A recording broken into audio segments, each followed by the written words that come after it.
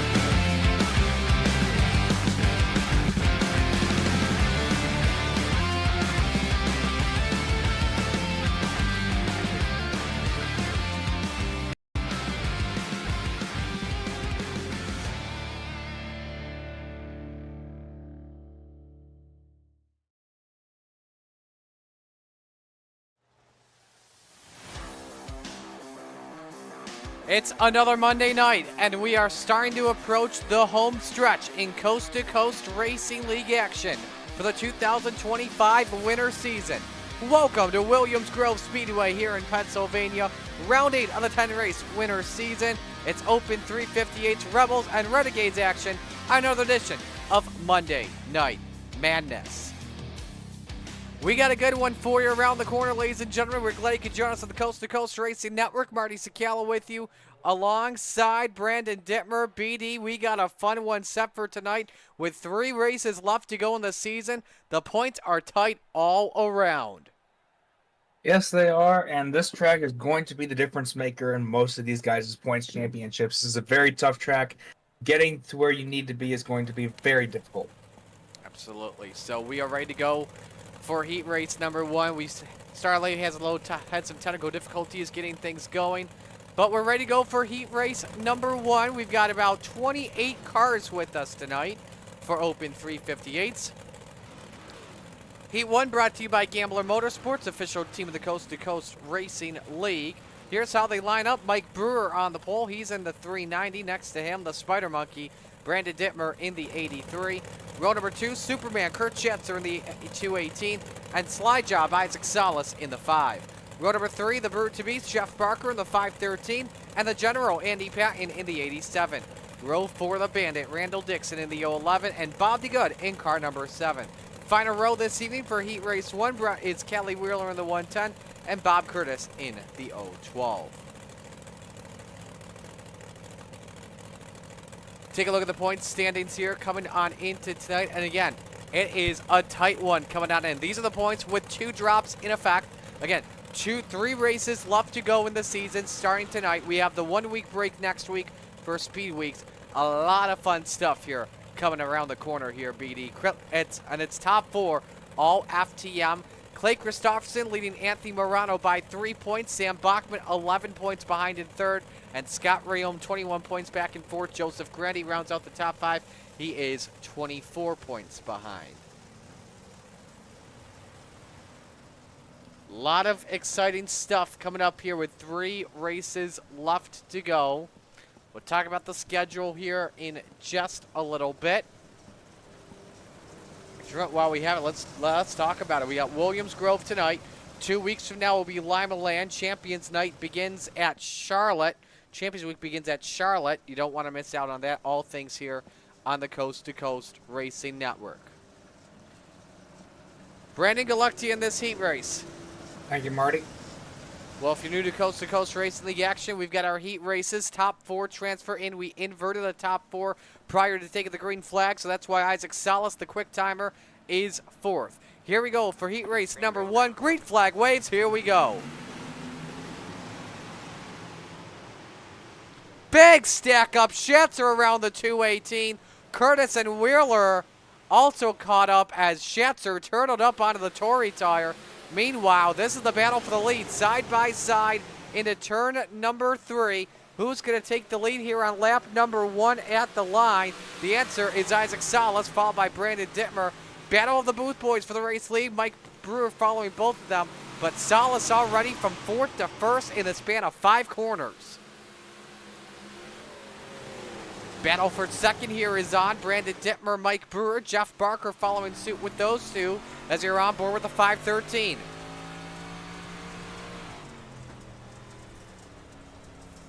Nice slider there from Brewer. Dittmer trying to counter it back underneath.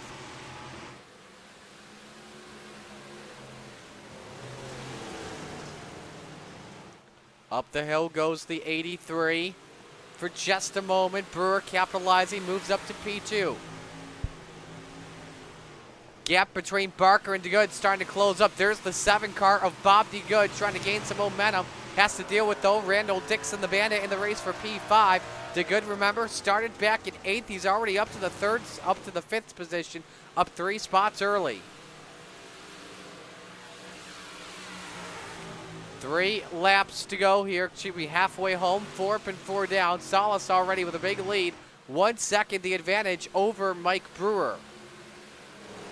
Here's the race, meanwhile, for P5. This could be the difference between a starting spot in the B main. Probably about 3 spots to be specific here.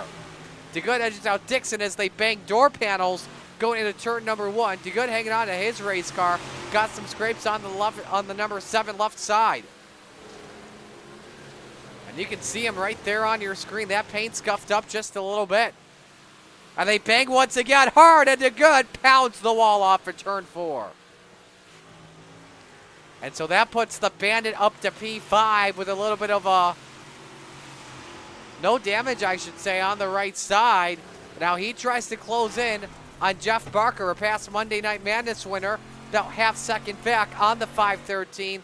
Meanwhile, white flag waving, 1 lap to go. Brewer still a second behind this man, Isaac Salas of the Super Dirt Car Series number 5 machine, as he's down the back chute for the final time in heat race number 1. He was the quick timer in qualifying, and now he puts that baby on pole position for the 30-lap feature. Isaac Salas wins heat 1. Brewer 2nd, Dittmer 3rd, and Barker 4th. Dixon 5th, Patton 6th, Wheeler 7th, Curtis 8th. DeGood and Schatzer did not finish the race. Drivers 5 through 10 will be in our last chance showdown.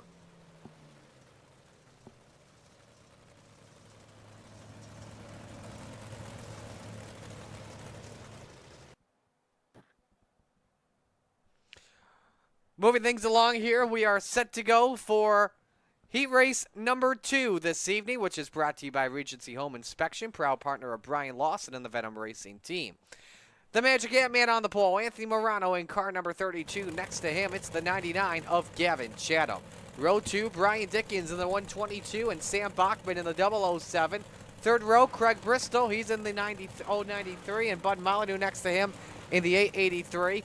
Row number 4, Scott Zanacker in the 143. And next to him, John Tobias in the 21. Final row this evening, the low line master, Brennan Lacey in the 114.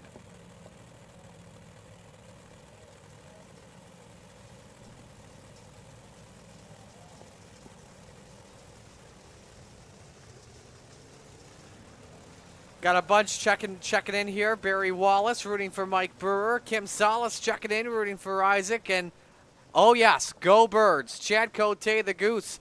We were very happy in Orchard Park that the Kansas City Chiefs lost. That's all we cared about.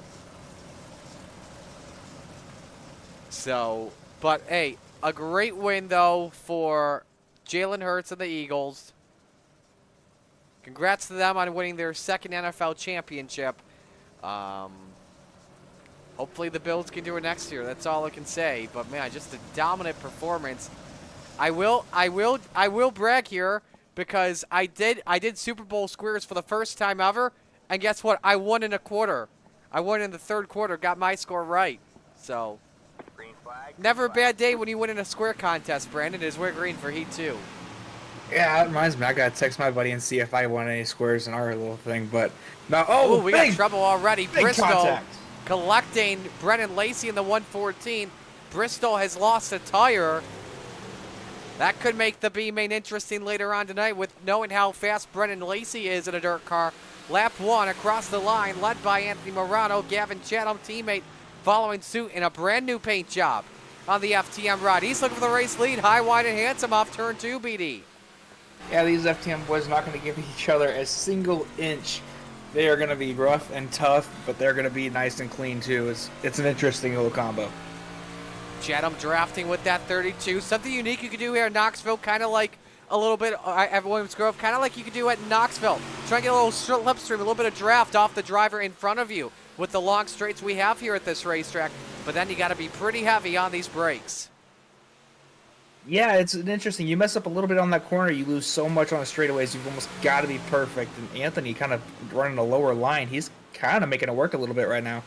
The official sponsor of the Open 358's Top Notch Trucking, Arlen checking in.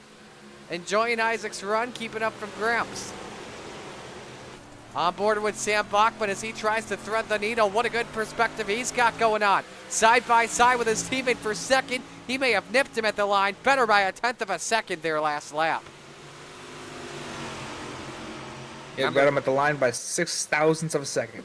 Remember, top 4 transfer in. Final spot in is Brian Dickens, and he's got a 1 second advantage on Bud Molyneux at the moment. Oh, Bachman caught the wall. Sideways went the 7 off of from contact. Everybody hangs on to it. That cost Bachman a lot of time. Molyneux now trying to attack, but Bachman kept it straight. Yeah, Bachman luckily kept it straight. Gonna try and fight back for a third place is Brian Dickens, right on the heels of FTM boys. Dickens now trying to spoil the party. He can't get second just yet for the Magic Ant-Man. 2 laps to go now here. Up the hill goes Gavin Chatham. Dickens may thread the needle. 3 wide for the lead off for 2. Contact with everybody making contact. Chatham with the lead. And a touch at Kmart Shoppers. Sam Bachman just scored a 2-for-1 discount. He found the magic coupon and takes the second spot with 1 lap to go. So he gets a gift. And now, Brandon, he may have a chance to steal this win. He looks underneath. He might have the run coming down the backstretch. Will he send it or will he go bottom? Side by side through 3 and 4. Chatham with a preferred corner exit off the corner. It's a drag race to the start-finish line. Here they come. Chatham wins it fairly. Just about 36 of a second. Yeah, there you go. 400ths of a second rounded out. Bachman, Dickens, Morano, the transfer cars, Molyneux, Tobias, Zanacker, Lacey, Bristol, all to a B main.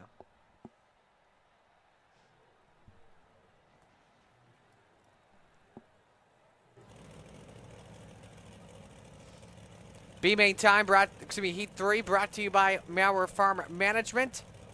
And here is a look at the starting lineup. Joseph Grandy, the 100 grand on the pole position, the 518. Next to him, it's Jake the Snake Henry in the 171. Row number 2, Logan Wentz in the 118. Next to him, it's Michael Vitale, the Jokester in the 213.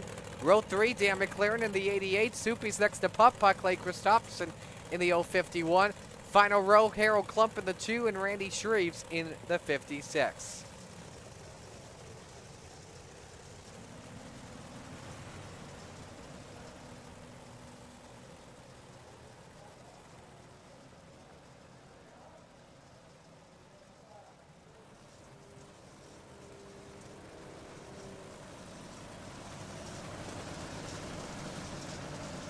So that one heat was key to watch closely with 3 drivers in that heat in last heat race. Now you've got one of them here, actually 2 of them, correction.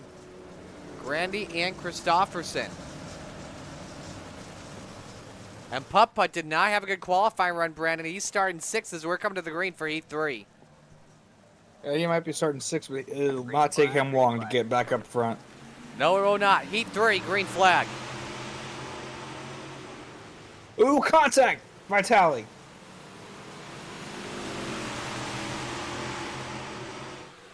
Side by side, down into turn number 3, Henry Grandy.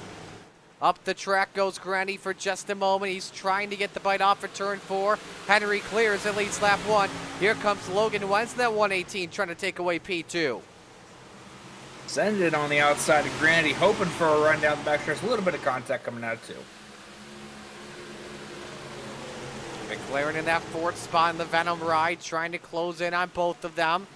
Vitali down to 5th. Christofferson still stuck in that 6th position at the moment.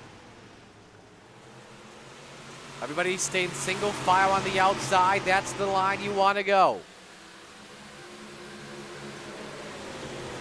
Now, how do you set this up if you're Logan Wentz against Jake Henry, and who must be having the time of his life? Good news, you're out in front. Bad news, you got an FTM driver right behind you in Logan Wentz. He's going to go to the bottom here. It might hurt him as Grandy's going to have a great run out of 2. Yeah, he took a risk. That did not pay off too well as they stay door to door into turn 3. Wentz up the track, they touch. Everybody hanging on. Dan McLaren trying to close in on both. You're on board with the 88 car. Trying to avoid rear ending. The number 118 as we're halfway home of the heat race. And Henry is improving of what's going on behind him with a 0.3 of a second advantage on Joseph Grandy. We've got 3 to go in the heat.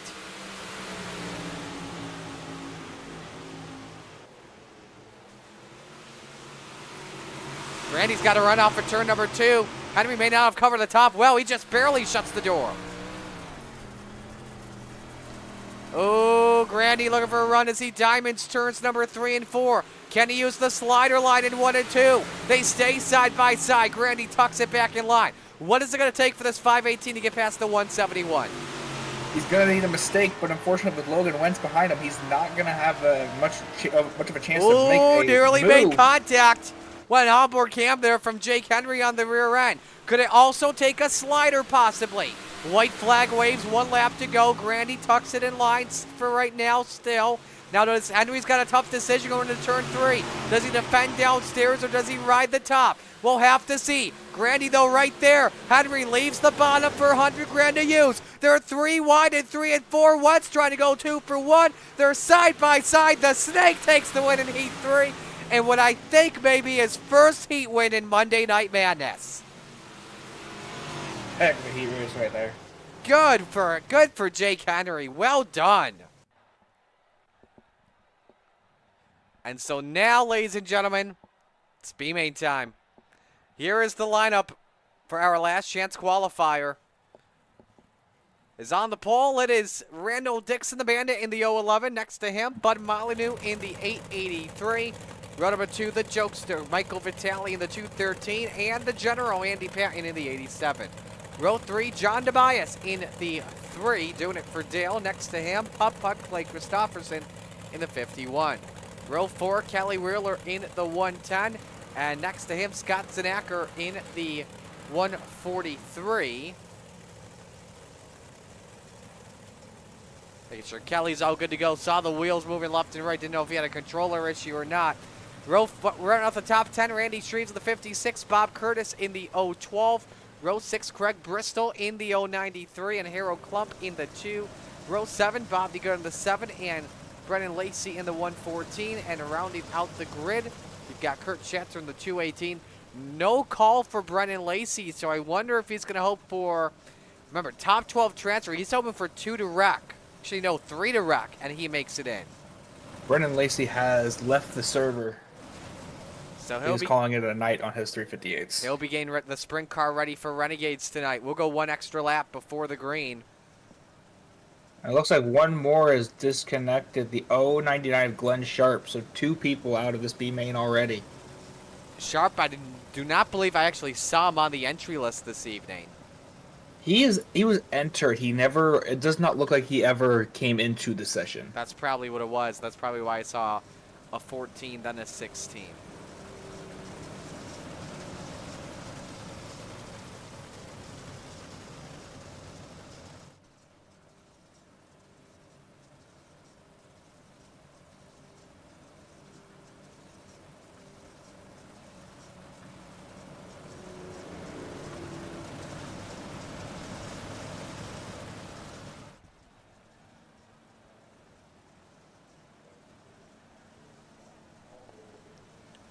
Set for the B main, 10 laps, top 12 drivers transfer.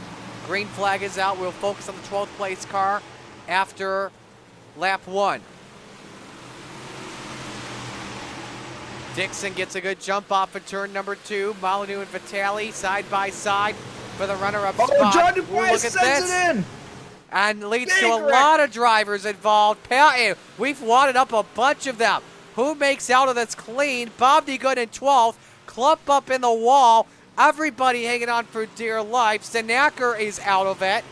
You've got Patton out. Now one up in the wall. It's Bob Curtis. And same with another car. I think that's the 2 of Clump. Nearly makes contact with Andy Patton.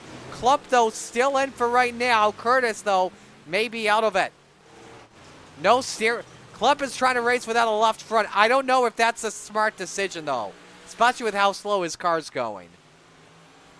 You can race without a left front around here. I have done it before, but it is not a lot of fun. But look at this. The steering is out cold on the 2.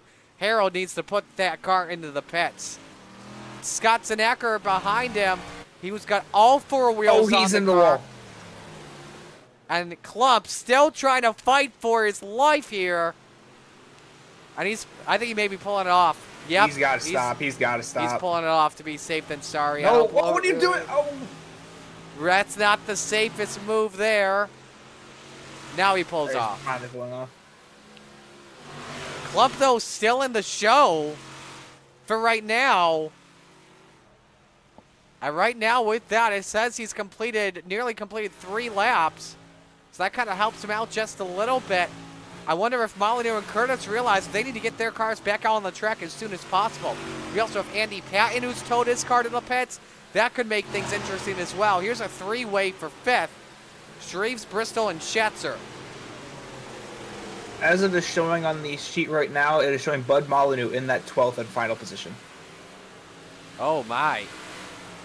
Bob One car Curtis coming is out back of on the pits. track. Curtis is back on the track. He knows that every lap matters here in this B-main, and he's going to try and take advantage of it. Remember, he towed his car to the pits before Harold Clump, and it could cost the 2 big time. And now here comes Bud Molyneux out onto the racetrack. Molyneux now in 11th, merges out in front of the leaders. Not sure if that was the best decision going there. Let's see how all this shakes up here. Curtis now. Can he get the final spot in? Andy Patton is done for the night. He'll get ready for the Rebels, which he's in a battle for the championship lead. So, man, did we have a lot in that B-main there, that's for sure, with drivers that were looking out. They knew it was time to go to work, and that's what they're doing. Now, right now, our scoring has Bob Curtis and Harold Clump out by 5 seconds here, Brandon. We've got 1 lap to go. Leaders off at turn 2. Dixon leading Christopherson. Putt could have a chance here, Brandon. Oh, yeah, he's going to take a big swing into the outside. Get up on the cushion. Will he ride it around? Slams He it cannot around. get it to work. The Bandit wins the B-main. Christopherson 2nd, Vitale 3rd, Wheeler 4th, Shreves 5th, Schatzer 6th, Bristol 7th, Tobias 8th, The Good Knights, Zanacker 10th, Molyneux 11th, Bob Curtis in 12th, Harold Clump in 13th, and I wonder if all the stuff that happened trying to fight that car for a couple extra laps was just way too long. Yeah, sometimes you just got to take your medicine and tow or get it to pit road. Absolutely. We'll step aside and go to break, but first, next week, You can't miss out on this. We've been told to promote the crap out of this, word for word by the promoter. Speed Week, 5 days away. Here's a look at more.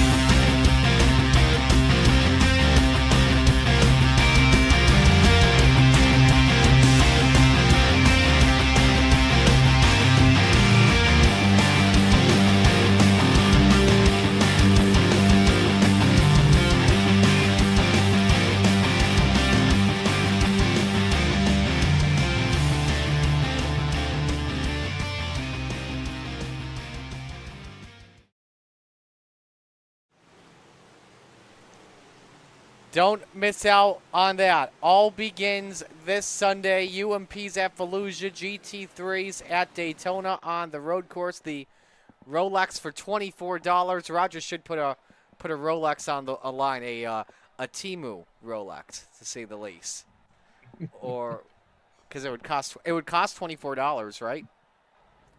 I don't. I might actually have to go look that up. Let's look for the heck of it while we wait for this feature to go going. I'm gonna look up right now.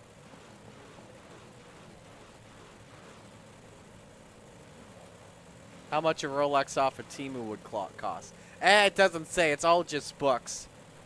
Ow. But a cheap Rolex is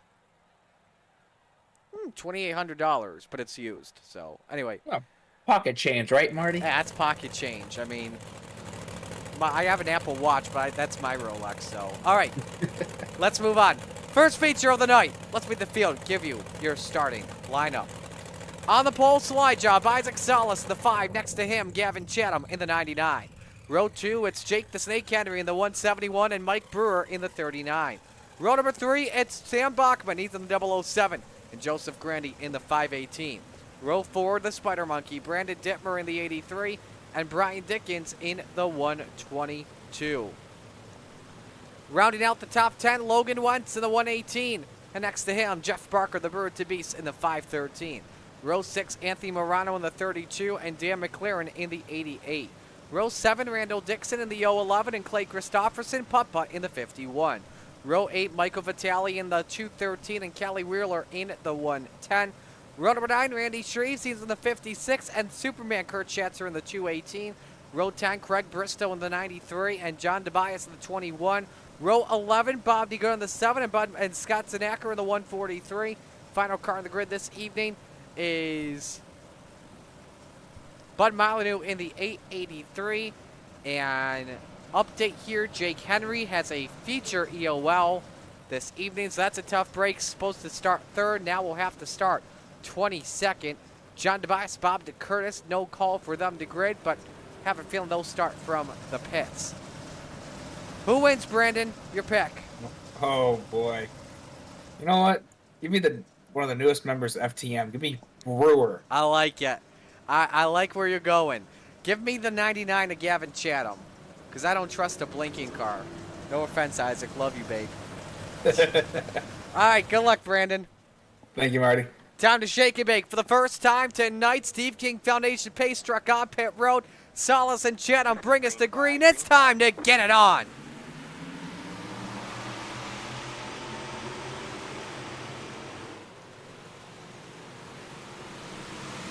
Nearly 3 wide off for turn number 2. Here comes Chatham trying to get the advantage on Isaac Salas, who hits, he hit the inside wall. That may cost him a lot, and it does. Up the hill he goes. Bents the left front. Oh, the yellow flag, though, comes out. And he may have just gotten a gift from Kurt Schetzer and John Tobias. Because that yellow flag flew before the lap was complete, so Salas keeps the race lead.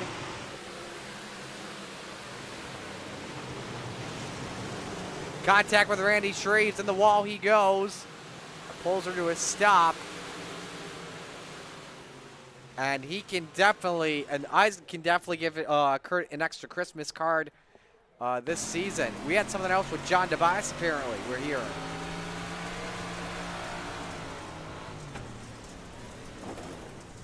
I think right there, Schatzer knew something was wrong after that contact. We had something with Tobias, too. I don't know, yes, he was coming out on the pit road. I don't know, though, if he had spun or what. Or did he stop? Oh, okay, yeah, he stopped to make sure the leaders went by. So that all makes sense. Schatzer, done for the evening. He will get, I believe he'll be getting the sprint car ready for tonight.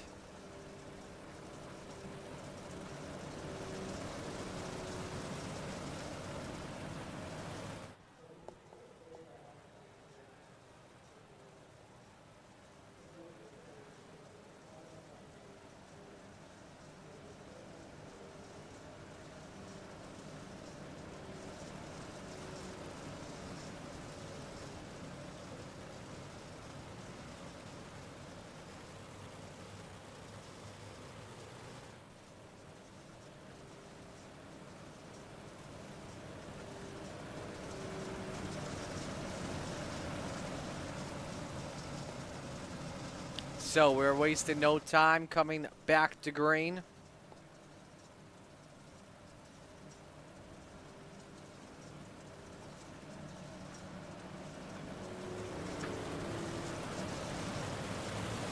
Isaac, by the way, an update. He took his car onto pit road to use the quick repair. Did not trust that left front despite able to steer. So the leader, Gavin Chatham, as we come back to green. He selected the inside for the restart. Sam Bachman all over his tail. Got reports Bud Molyneux, Jake Henry have crashed, and that is the case at the back. No caution, we stay green. Crisscrossed by Bachman, he looks downstairs. He may have just edged out Chatham at the lines. The bottom worked that time for Bachman. He throws in the slider, up in the chocolate chips, goes to 007. Another crisscross by Chatham at Slide Job City. The 99 able to clear Sam Bachman. Ooh, a lot of crashing all over here. We got one around. That is Joseph Grandy in the 518 in the top 5 in points. And we're hearing Logan Wentz, Brandon Dittmer, Bud Molyneux also caught up.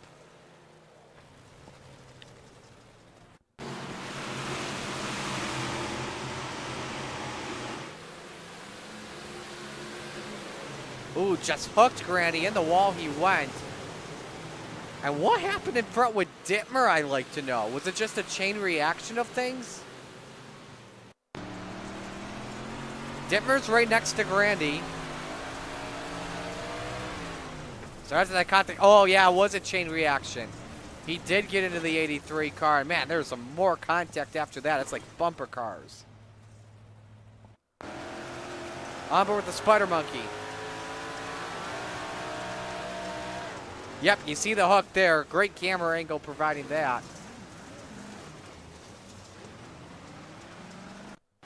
Apparently we had something to it, but Molyneux may have lost it all by himself off of 2.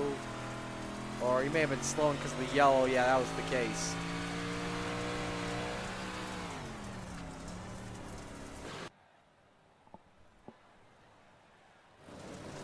So it could be one of these nights at Williams Grove, especially with the sprint cars, because they're very easy to go out of the ballpark.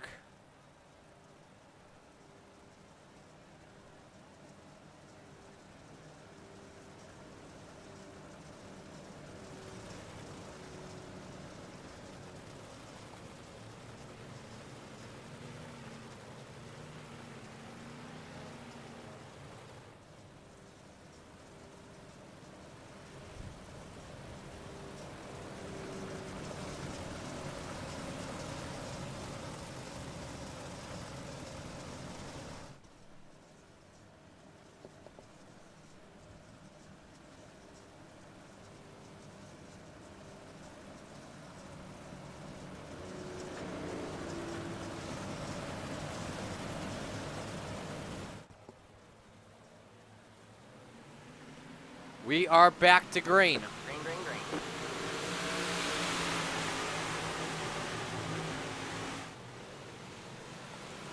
Oh, we got one guy hopped over another. That was Randy Shreves over, I believe, Vitale, and Scott Zanacker pays the price. And I got a good feeling the rest of these restarts will be single file. And once again, it was another chain reaction effect right on board with Zanacker, the latest driver to join the Venom Racing clan.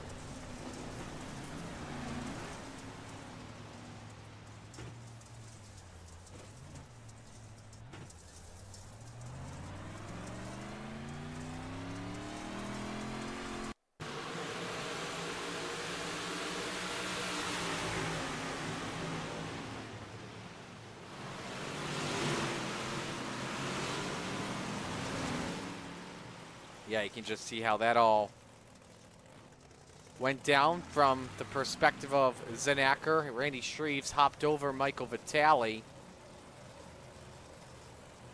So we've got 2 laps to the green flag. Restart should be coming up in just a little bit. Remember, let us know who you're rooting for in the chat. We'll give you a shout out live and on the air. Welch and Hawk are picking Brewer. Kim Salas says, oh, that tire though. Yeah, that was definitely bent up. Salas has recovered up to 14th since his moment there.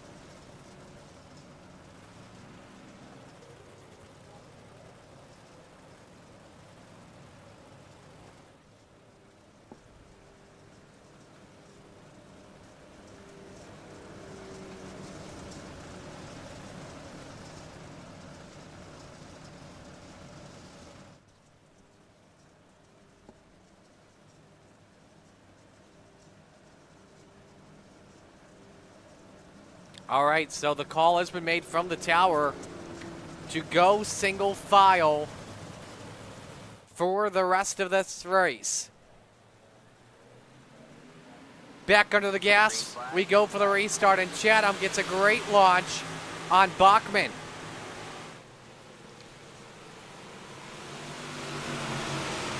Brewer hanging tough in that 3rd position.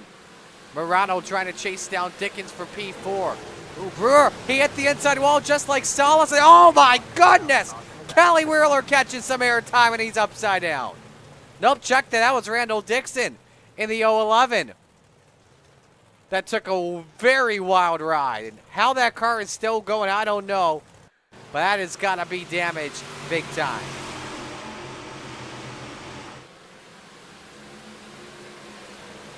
right there, and he had it even worse than Salas did on lap 1. And look at that ride.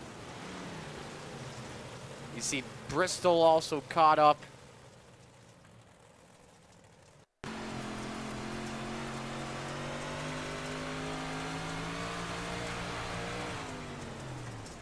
Onboard Dixon there. Man, up into the night. And he is one lucky SOB that car did not go over the guardrail.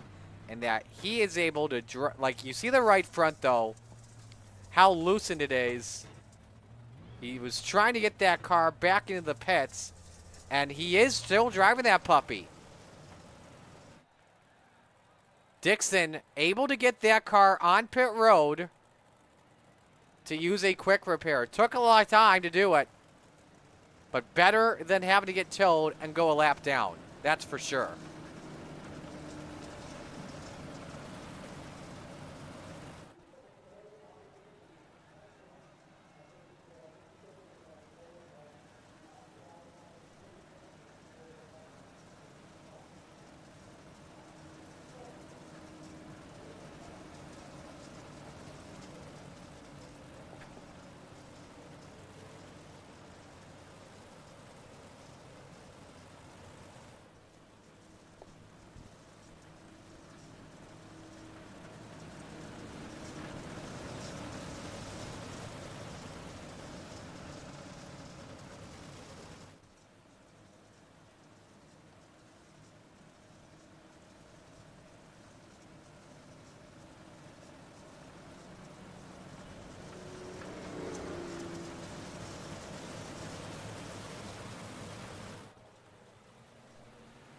Back to the green flag. 5 laps complete. Let's see if we can get some green flag runs going.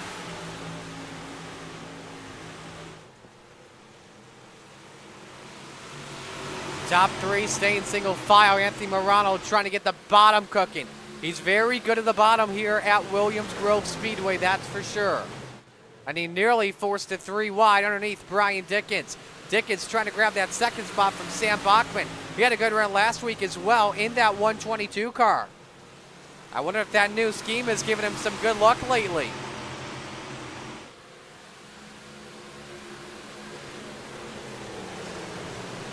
Morano trying to chase him down as well in that 32 car while Chatham is running away from the pack.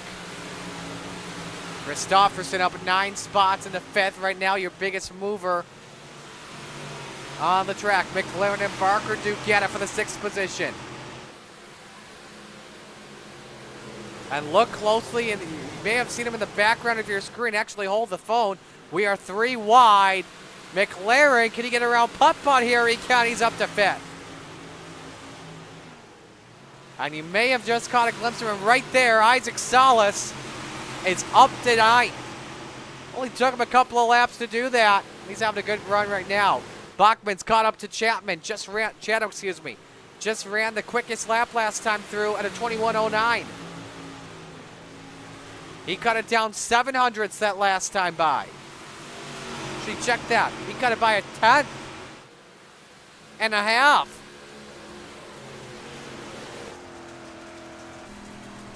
On board with Bachman. Will definitely race his teammate clean, that's for sure. He may try underneath here. Remember, these two battled it out for the win in heat race number 2. And here comes Morano meanwhile. Can the bottom side work for him? Wheel to wheel off the corner. Dickens has him cleared. I think the bottom line is better for the Magic Ant-Man through 1 and 2 as you go on board.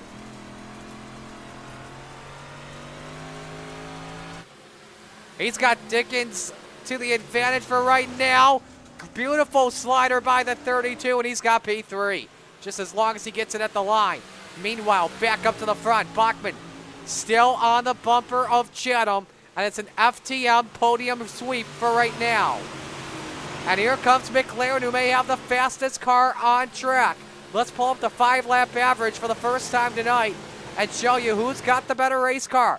Right now, it's the man in 5th, Dan McLaren. Nope, yep, it is McLaren.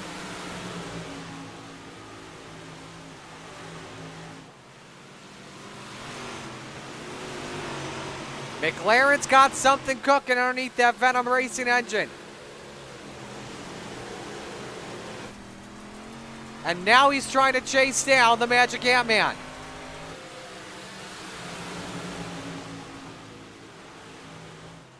Still focusing our eyes back up front. Next time by, we are halfway home. 15 up and 15 down. Gavin Chatham has led every lap of this race so far tonight. Bachman all over him. Does he give him a bump into turn one? No, he doesn't. There was a little bit of a wall scrape from the 007 into the corner.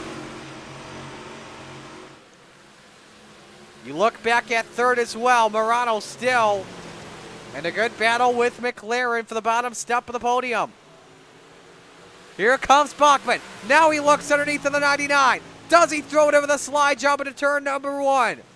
He does not. Moves up the hill. Chatham keeps him cleared. Bachman exploring his options. He knows that time did not work. But with those two being side by side, allows Morano just like that to try and close in a little bit. 17 laps are complete here at the Grove.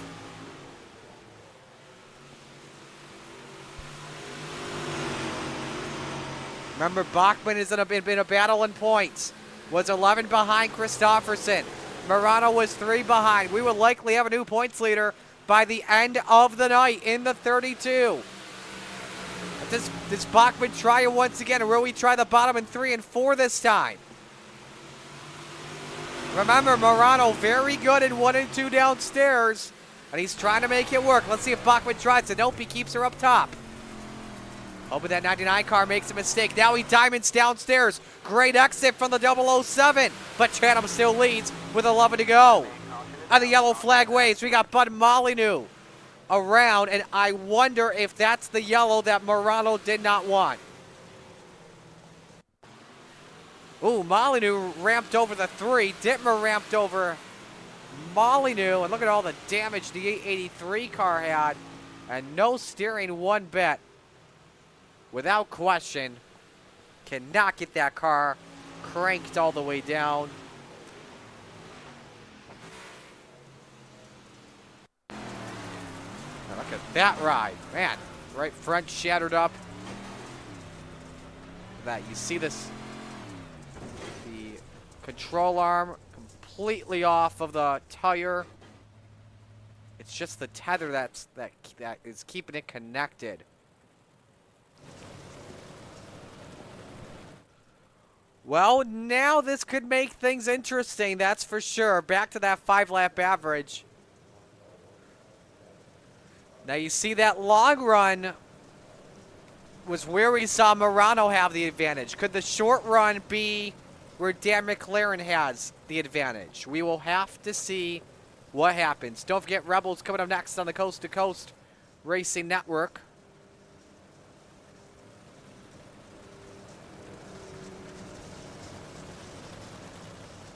Ron is checking in. I did not realize it was Mike Brewer's birthday tomorrow. He's trying to rebound for the good run right now in 16th, unfortunately. And our man Butters is checking in. Jason Butterfield rooting for Venom Racing. Highest car right now, McLaren in P4.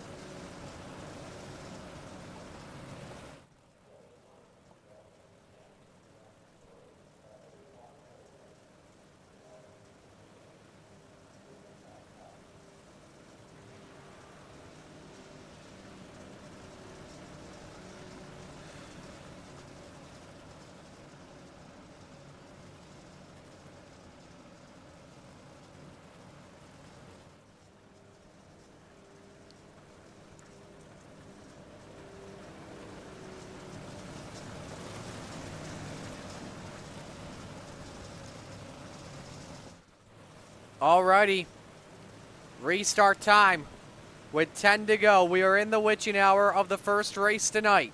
Chatham leads, Bachman second, Morano third, McLaren fourth, Dickens fifth, Salas sixth. They've been the best all night long, but watch out. Vitale seventh, Christopherson eighth, Wheeler ninth, and Shreves 10th. We are back to the green flag. 10 laps to go.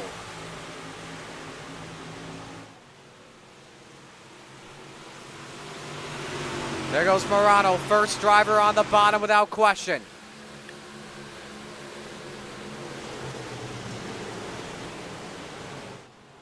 Salas trying to take away a top 5 spot from Dickens. 9 to go. It's a 3-car race for the win. Top 2 remain hooked to the top. Here goes Bachman underneath for the lead. Loose tire on the track. Everyone hits it invisibly. Phantom tire, I don't know where that came from. No debris yellow, obviously. We remain under the green flag with 8 laps remaining. Bachman took his chance downstairs, did not look. And it's a 3-car race for the win. Morano has found himself in the battle. Isaac Salas is up to P5. McLaren stays in 4th. We're drag racing to the line once again. Staying side by side. 7 to go. Bachman looks underneath for the race lead. It doesn't work out that time. Here comes Morano, the Magic Ant-Man, looking to pull a rabbit out of a hat and steal the win from these 2 drivers. Can he take second from the 7 off for turn 4? Oh, he got sideways. If he did not get sideways, I think he would have had second. But he's got time to work. 6 laps to go. Bob DeGood, Bud Molyneux have crashed. Molyneux keeps it going. DeGood's put her to the garage.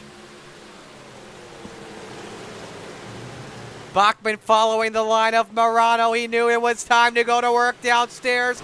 That time it wasn't his case. 5 laps remaining. Morano stays hooked to the bottom. Looking for the bite off in turn number 2. Does he have it? Doesn't that time. Here goes the 007 once again. Morano tried to go all the way downstairs that time through. Oh, Bachman may have a chance to lead. It's Chatham for right now. Does Bachman send it in with 4 laps to go? Oh, he tries to, but did not get clear enough to get the slider to work. And that costs him. Anthony Morano moves through up to second. And now going to be the Magic Ant-Man's time to shine here at Williams Grove Speedway. 3 laps to go, side by side. He clears Bachman, and he secures second. Back to that 5-lap average once again. Best car on the track, the man in second. Meanwhile, Salas up to 4th, Vitali through to 5th. 2 sticks in the air this time by. 2 laps to go. Which of the FTM cars will take the win? As long as they sweep the podium, they will be happy with tonight. Morano tried underneath. It may have cost him, though, that's for sure. Bachman had a heck of an exit off for turn number 2. White flag waves, final lap underway. Bachman up to second. And he follows Chapman around the top. Chatham in that FTM number 99. Does Bachman send it in deep into turn number 3? Chatham stays low. Bachman up top. Looking to crisscross off for turn 4. Cranks her hard deep. Contact with a 32. Chatham takes the win at Williams Grove. What a fun race between the top 3. Bachman second, Morano third, Salas comes back to 4th, and Michael Vitali, the jokester, up 10 spots to 5th.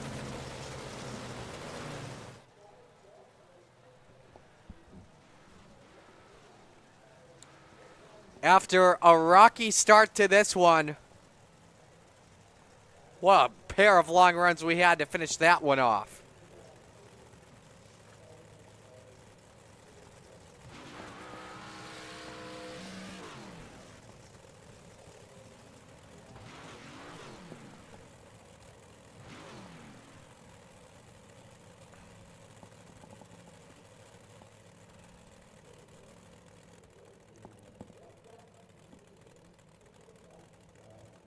Here are the results from tonight. Good runs as well by Christofferson and Shreves after tough starts to this one. Heartbreak probably would have to be Jake Henry because of that feature EOL. I think he would have had a good chance at a top 10 finish tonight. You see the rest of the field this evening. All right, still waiting on the top 3 to come on in. Don't forget Rebels coming up next on the Coast to Coast Racing Network.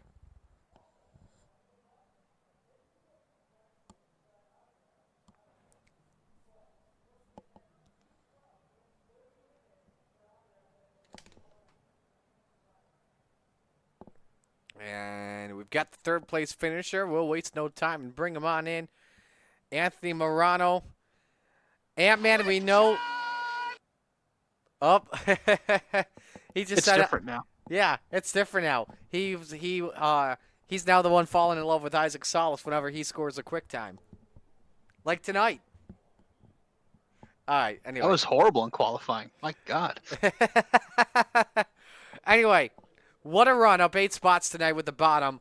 What more did you need for that top 2? You got up to second at one point, but at the end, Bachman had a much better run on the outside line. Yeah, momentum is huge here. Even really doesn't matter how you know, how I play the bottom. The top side is so momentum dominant with all that drive still up there. I needed the track to be a little more slick, and that probably would have been my saving grace. And then I found that little slider there in the middle, 3 and 4, and I think Sam heard me down there and we were talking about it, and he's like, "Oh well." Then he tried it out and he's like, "Oh yeah, it's much faster." I'm like, "Get out of the way!" But yeah, it was actually a lot of fun there.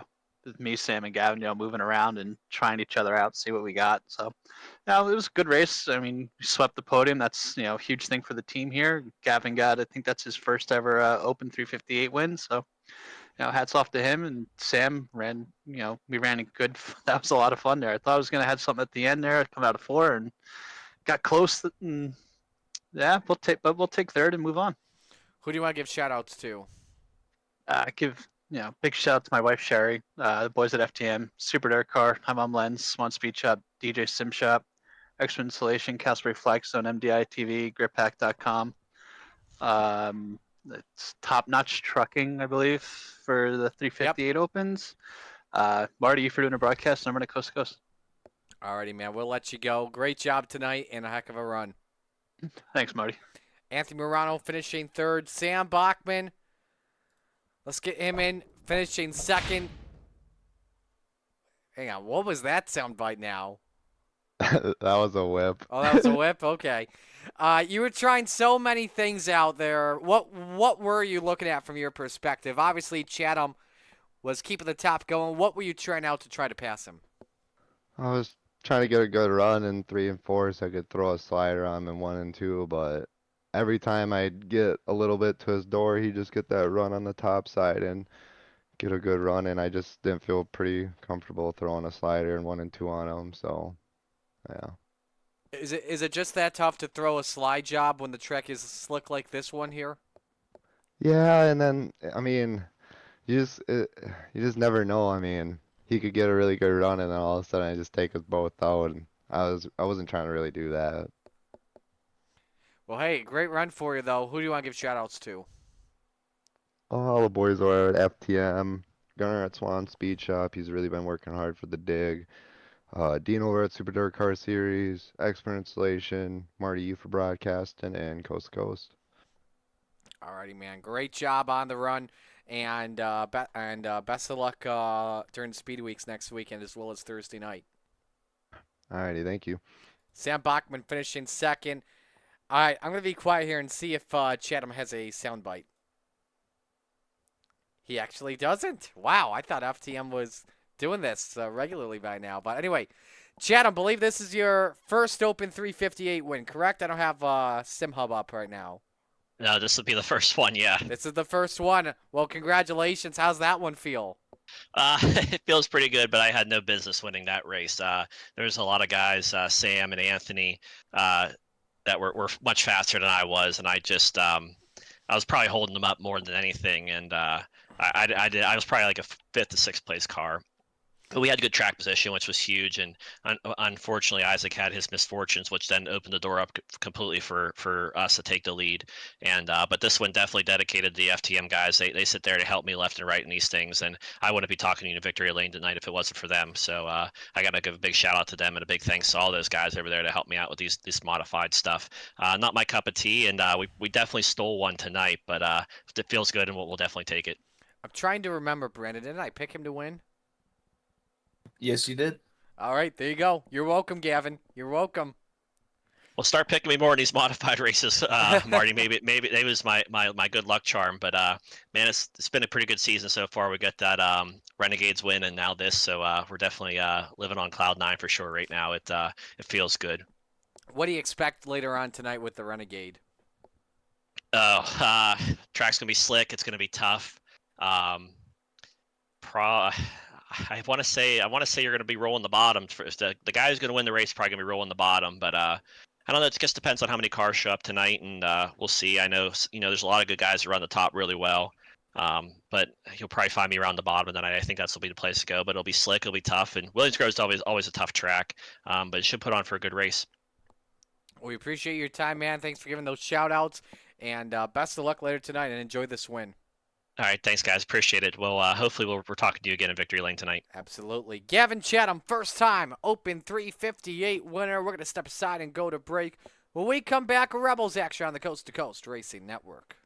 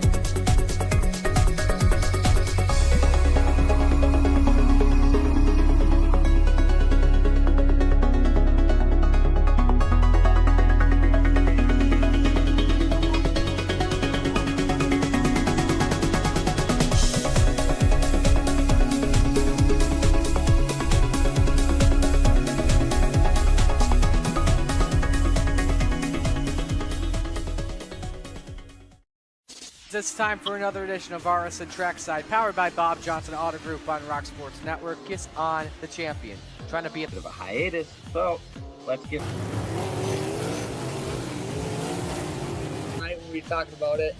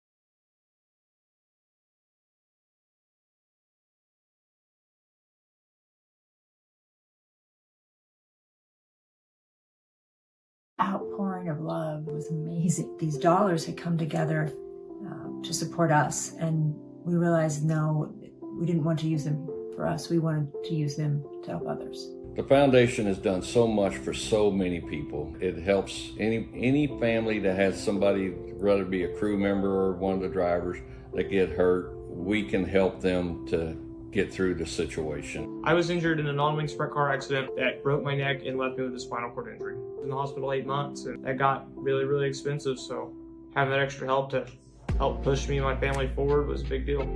I was involved in a pretty gnarly sprint car crash. Found out my brain was swelling and bleeding. Pelvic bone was broken. I had 2 cracked vertebrae on my back, and I was in the ICU a little over a week. The Steve King Foundation reached out to my parents. We received a donation from them. Immediately, they started me on what's called neurofeedback, and insurance did not cover the neurofeedback appointments. So we received another donation from the Steve King Foundation. It really helped a lot, and I just want to say thank you. Thank you from the bottom of my heart to the Steve King Foundation for everything that they have done for me.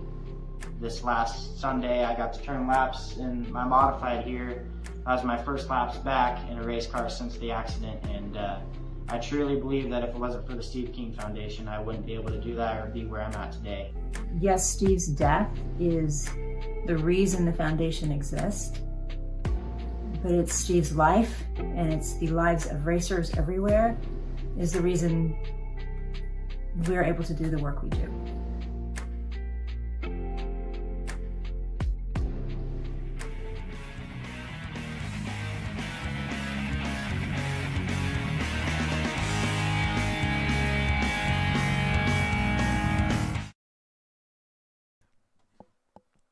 Welcome back to the Coast to Coast Racing Network here, getting ready to go for Rebels here. Rebels brought to you by our friends at RaceMed. Marty Scala with you. So glad you could join us here on the Coast to Coast Racing Network. Don't forget, we've got Speed Weeks back next week here. All registrations going towards the Steve King Foundation. $10 for one division, $15 for both. That's asphalt and dirt. Top 3 in all races get up to $15 if you're in a GT3. That's the highest one, up to $24. Overall in dirt, $50. Overall asphalt, top champion in 100 races. For dirt, that's the top 3 races. Asphalt, your top 5 races. Overall, your top 8 races.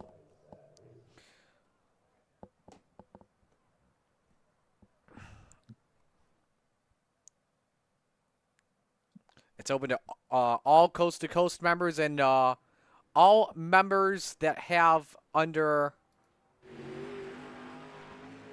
with an I rating below 3,000. First driver around the track, we'll put on the Bassman, Roger Craig, in the 747.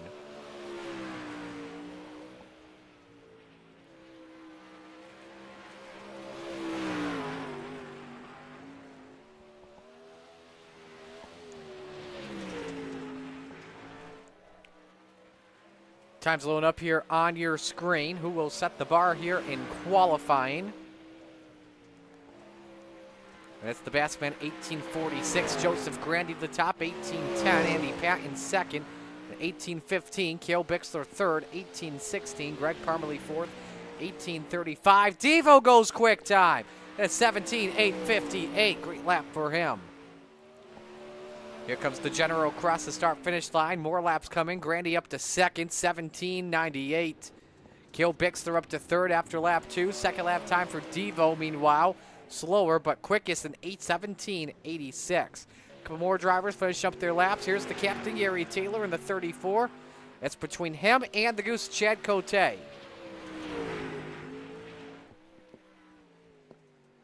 Taylor, oh man, he nearly caught the wall. Here comes the Goose across the line on lap number 1 as he goes 7th quickest, 18:36. 12 drivers with us here this evening.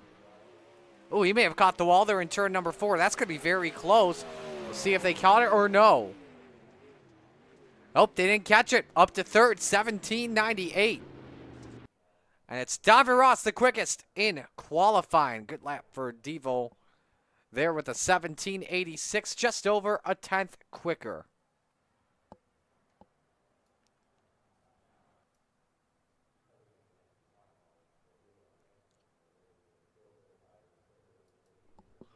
So we're ready for heat race number 1. Heat 1 brought to you by our friends at Gambler Motorsports. 2 heats this evening. And with that being said, here's a look at the starting lineup. Greg Parmalee on the pole. He is in the number 4. Next to him, Cale Bixler in the 789. Row 2, the Goose, Jack Cote in the 11, and Devo Donovan Ross in the 5. The final row, the Bassman, Roger Craig in the 747, and the Captain Gary Taylor in the 34. The Americans are disadvantaged here. Well, that's per the iRacing flags. I believe Cale is from America, but I believe with his occupation, his iRacing flag has to be around the world, I believe is the case. So with that being said, 3 Canadians, 2 Americans, and then 1 at an unknown location, I guess you could say. I guess this club just says international. Yeah, so this could be interesting. So as we get ready to go for Rebels, let us know who you are rooting for in the chat. We'll give you a shout out live and on the air.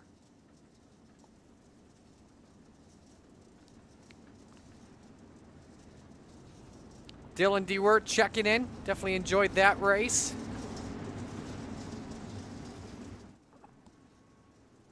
Arlen telling Anthony a good race. And Dylan happy to see Gavin take the win. The General Andy Pat insane. Fly Eagles fly. As we go green, we say E-A-G-L-E-S, Eagles.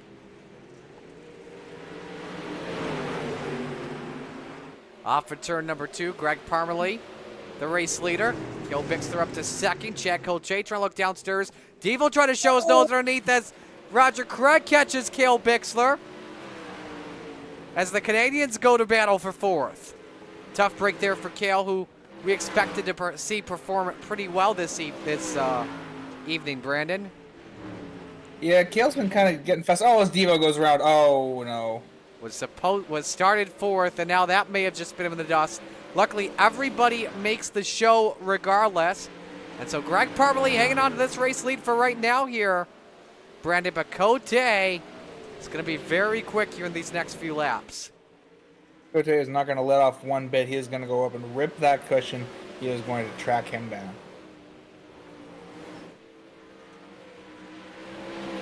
Rick's car on track. The man in last, Cale Bixler, 18-22.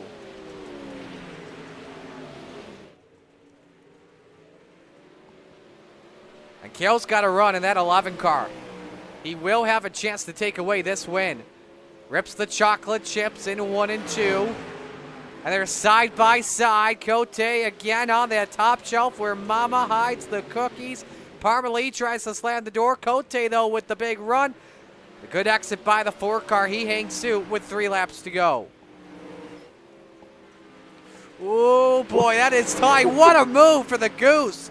Off at 2. New leader, Chad Cote to the point. That took a little evasive action. I think it might have helped him get a little more grip and to go around him. 2 laps to go in Heat 1. Cote leads by 0.2 of a second. Devo has recovered up to 3rd. Taylor 4th. Cale Bixler has recovered as well. He runs in 5th. Taylor up to the wall. Cale Bixler tries to take advantage of that and move up to P4. White flag waves. Final lap underway.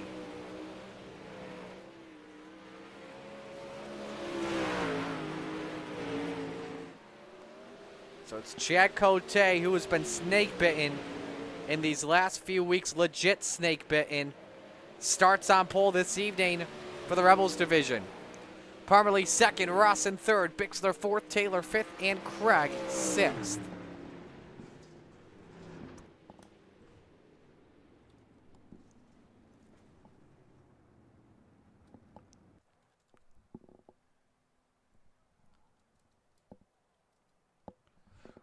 Now we move on to Heat 2, brought to you by Regency Farm Inspection. Here's a look at your starting lineup. Nick Shaw on the pole position. He's in the number 96 car. Next to him, Gary Offut in the 94. Row number 2, the General, Andy Patton, your Rebels points leader in the 87. And 100 grand, Joseph Grandy in the 518. That's your top 2 in points. Row number 3, Mike Cranmer in the 70 and Bob Curtis in the 012. That is the field for our Rebels Heat 2 this evening. We'll pull up the standings here in Heat coming on in just a moment. But first, Brandon, who are you watching out for closely? Let's see here. Grandy's going to make a really quick move here. Get to the front. He's going to try and run away with this one. He timed second quickest in qualifying. I wonder if he took a look at Cote and how he made the pass for the lead. I wonder if he won't adopt a little bit of that method.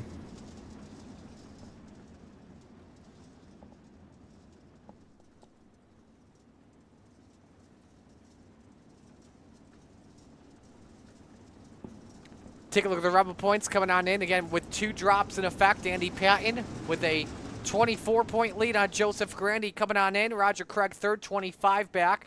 Donovan Ross fourth, 32 back. Keith Jackson not with us this evening is 50 points behind. Green flag waves as Heat 2 goes green.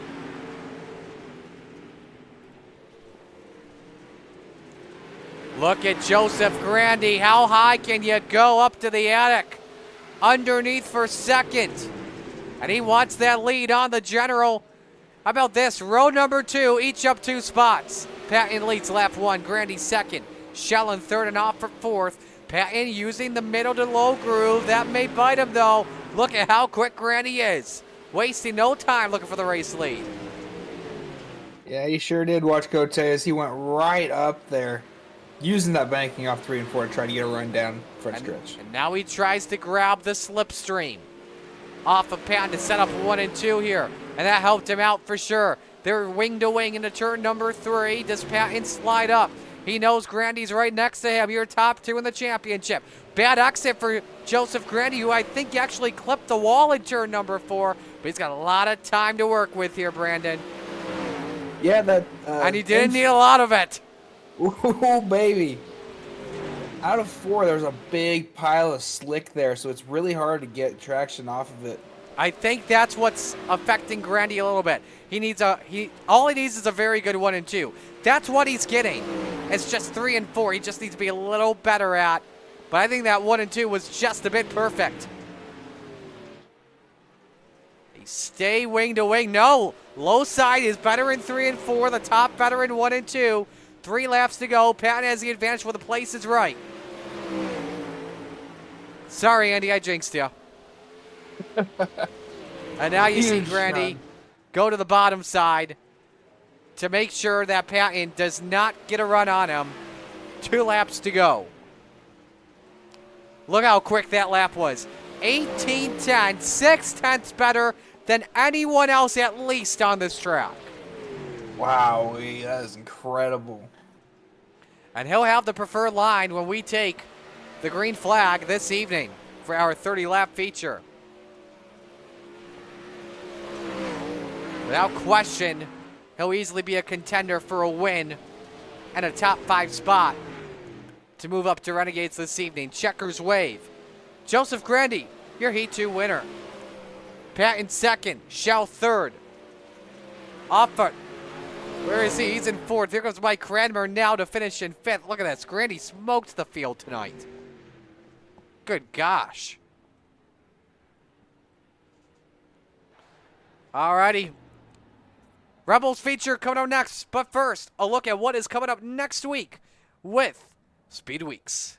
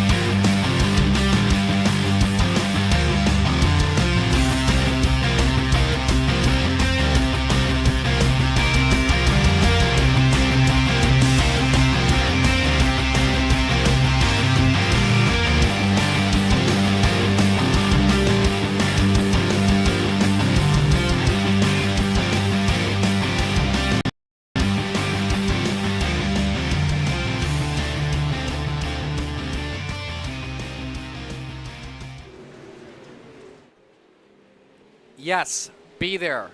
Don't miss out, that's for sure. We talked about next Monday how we've got UMP's Volusia GT3s at Daytona. Tuesday is all Volusia, where we've got open 358s and open 360s. Wednesday night, Pro Late Models at Volusia, Trucks at Daytona. Thursday, Sprints at Volusia, Xfinity Daytona. We wrap things up Thursday with Northeast Modifieds, 358 Big Blocks at Volusia, and Next Gen at Daytona.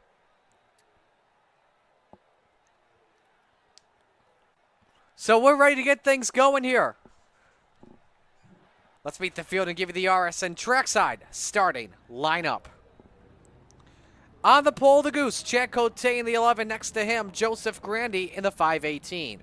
Row number 2, Greg Parmalee in the 4, and the General, Andy Patton, in the 87. Row 3, Devo, David Ross in the 5, and Nick Schell in the 96. And in row number 4, Cale Bixler in the 789, and Gary Offutt in the 94. Rounding out your top 10, the captain, Gary Taylor in the 34, and Mike Cranmer in car 70. In the final row this evening, the Bassman, Roger Craig in the 747, and Bob Curtis in car 012. Picks to win, Chad, you're the best man, but I gotta go with Joseph Grandy. Going with Joseph Grandy. You know, it's a good pick. I normally would pick Chad Cote in this situation, but I see Devo getting this win. Donovan getting this one, okay.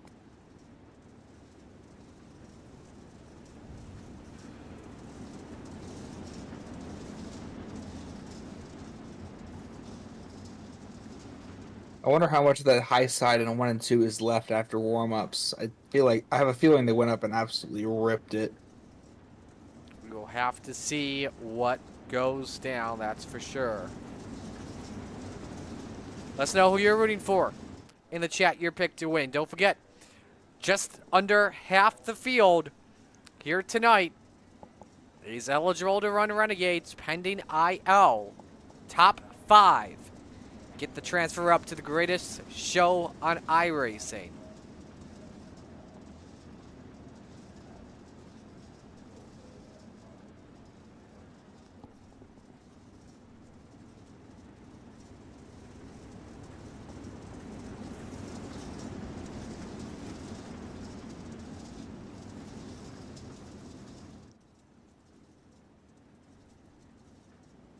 Following the Steve King Foundation pace truck. In a matter of seconds, the cars will fly for 30 laps. Time to shake and bake for the second time tonight. The Goose and 100 Grand set to bring us to green. Second race of the night, it's time to get it on.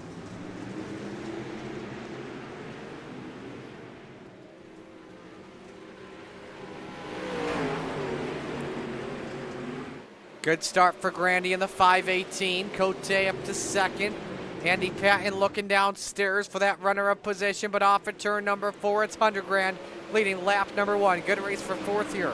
Nick Schell versus Donovan Ross. Remember, Devo had that accident in the heat race, which is why he is starting mid-pack, and he was the quickest in qualifying, Brandon. Yeah, he's down there ripping the bottom. He's getting a really good run out of the corners. He might be able to make this bottom of a 1 or 2 work. We'll have to see. Andy Patton trying to attack Chad Cote for the runner-up position. Not working out just yet. Grandy, meanwhile, trying to close the gap in points down. Would be just under 20 with 2 races left to go. Remember, Lima Land and Charlotte are the final 2 races of the season. Parmalee in the wall. He loses 6 to Cale Bixler in the 789. Cale's slowly kind of running up there. He might catch Devo if him and Nicholas Schell gets battling. He started near the front in his heat race, then was involved in an accident as well. A lot like the 5 car in the exact same heat. Here goes Ross, challenging on the bottom on the 96 of Nick Schell. It's your closest battle on the track at the moment.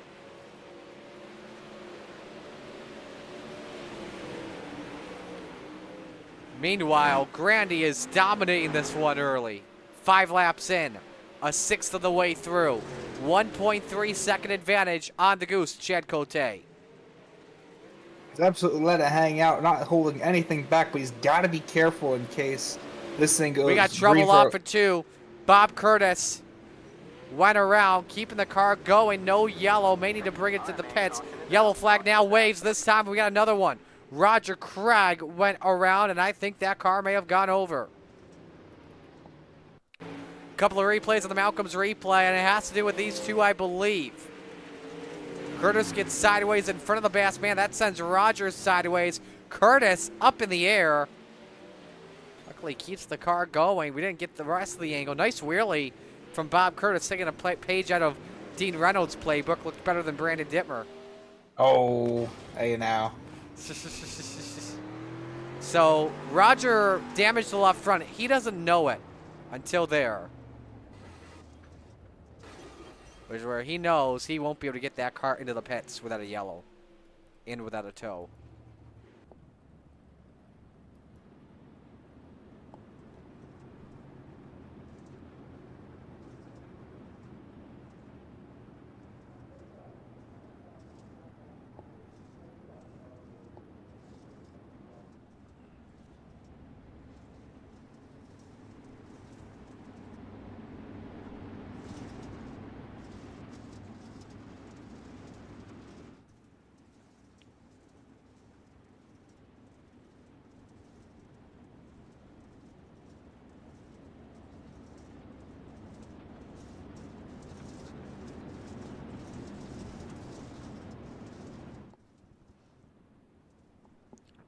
Lights should go out this time as we're ready for our first restart in just a matter of moments.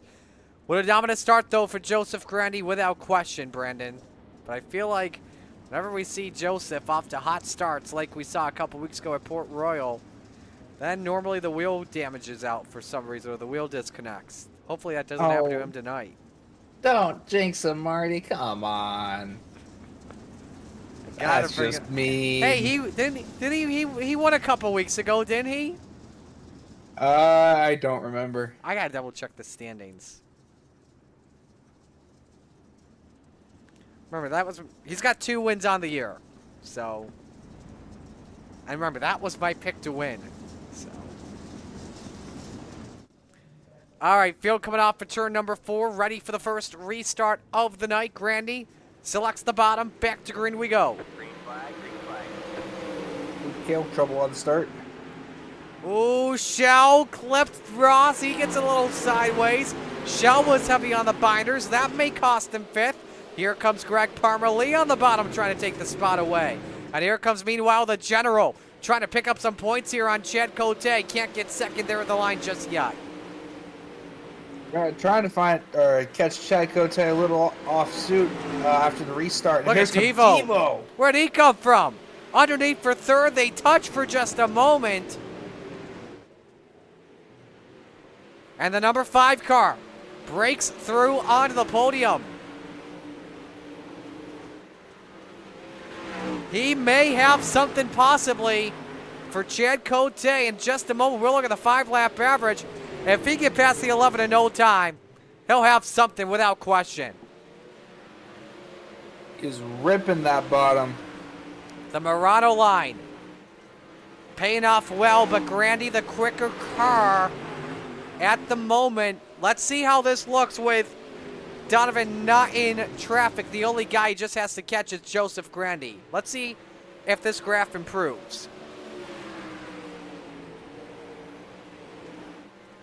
It did by a little. But Grandi was 200ths better last time by. Meanwhile, the race for the final spot in pending IL. Nick Shell, Greg Parmalee, Cale Bixler. Up the track went Parmalee. Cale trying to take advantage of it. Ooh, I thought for a moment he was going to slide up into them there, Brandon. Yeah, he luckily caught it, brought it back down. Parmalee and Cale lives the battle another day. Bob Curtis reports just crash. He has towed it to the pits. That's likely going to be his race tonight.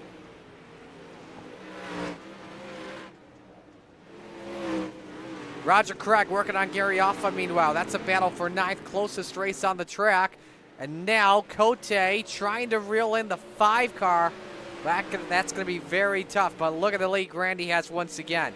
1.8 seconds on the 5 car. He's getting away, but he's got to make sure he's taking care of those tires. If a late race restart does happen, he might be in trouble. Very good point.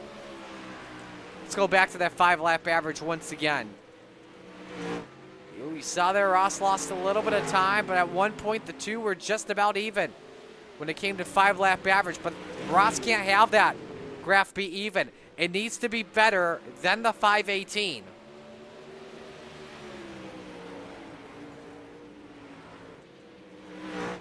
And both for slower. Now the 11 starts to become a little quicker from the 5 car. We will just have to see. Patton and Shell rounding out your top 5. Closest race on track, Gary Taylor. We got the Gary and Gary show as they go at it for the 8th position.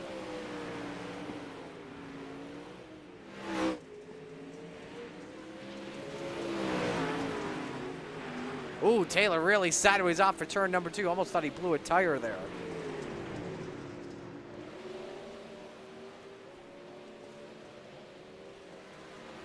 One slow off the pace in the backstretch. Checking on who that is. That's Bob Curtis, the 012. And remember, he had just gotten his car back out onto the racetrack. Please stay green. Stay green. Curtis gets around the pit road without any issues. I wonder if he may be out of fuel.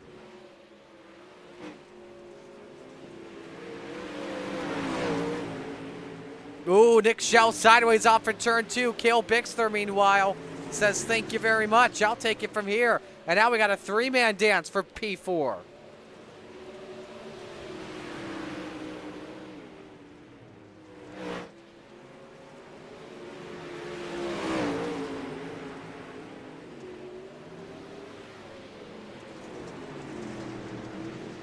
Nine laps to go. Already 9 laps to go? Oh, wow. Alrighty. 9 to go in this feature. Grandy with a 3-second lead. Back to the race for P4. Andy can't be losing spots championship-wise, because I believe right now this would cut the gap down in half if Cale takes another spot away, I believe.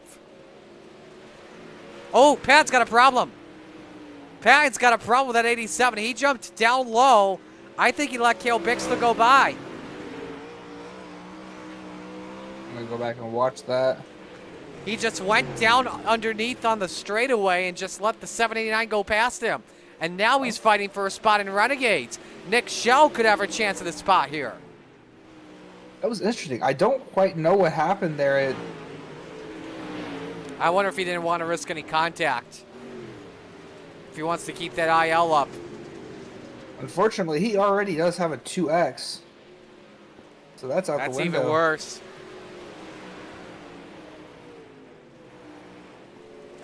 Patton's IL coming out into the night, though, was okay still at a 112, so he's working really good right now at the moment. Meanwhile, Grandy, the 3.8 second lead on Donovan Ross, coming to 4 laps to go. Some other racing on the track happening in front of your race leader. Gary Taylor, Gary Offutt in a race for 9th. Roger Craig was able to get past both of them.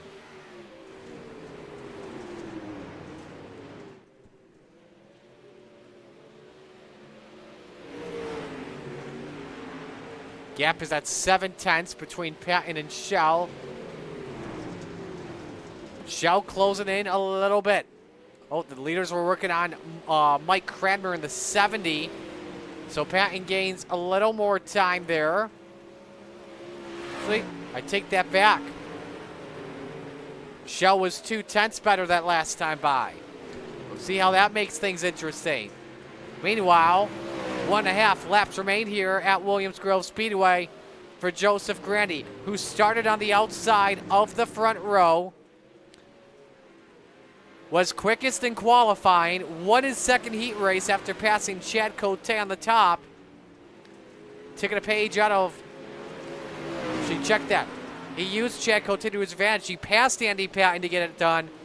And now the driver of the Inferno Motorsports, number 518, off turn number 4, win number 3 of the season. Joseph Grady gets it done.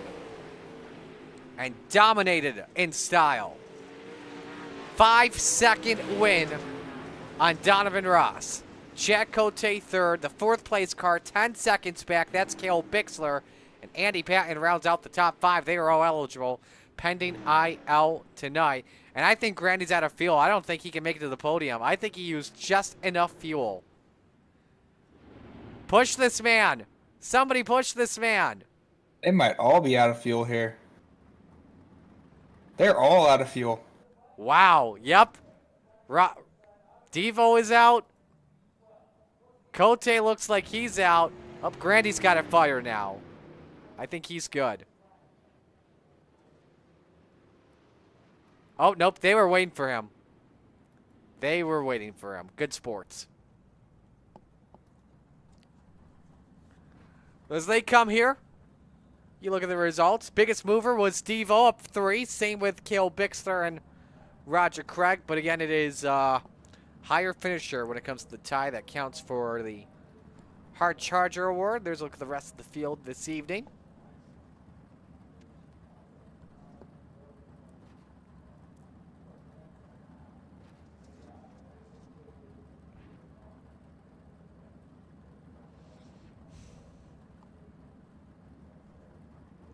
And we will get your top 3 all in here in just a matter of moments.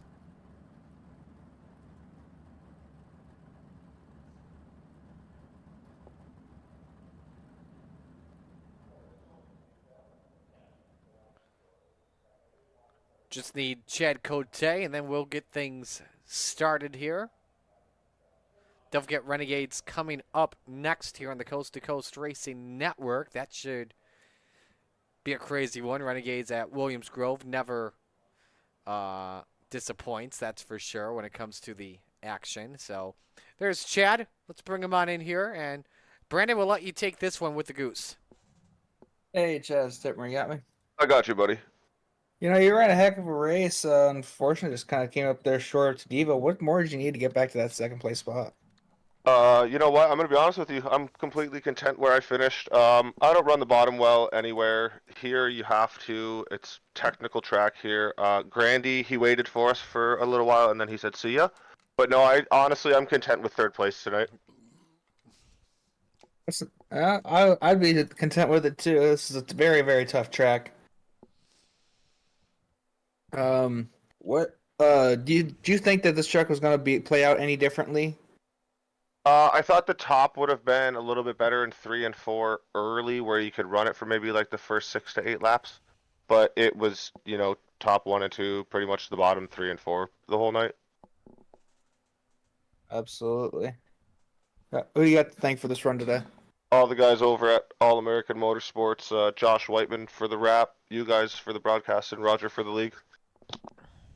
Are we going to see you in Renegades action? Yes, sir. Awesome. Well, good luck. And good run. Thanks, guys. All right, that's the Goose, Chad Cote, finishing in P3. We now move on to our 2nd place finisher, Donovan Ross, in the 5. Devo, you had a very fast car. Started 5th, up 2nd. You made passes look flawless, but couldn't get up to Joseph Grandy. What's the matter? You getting old or something? Yeah, I know.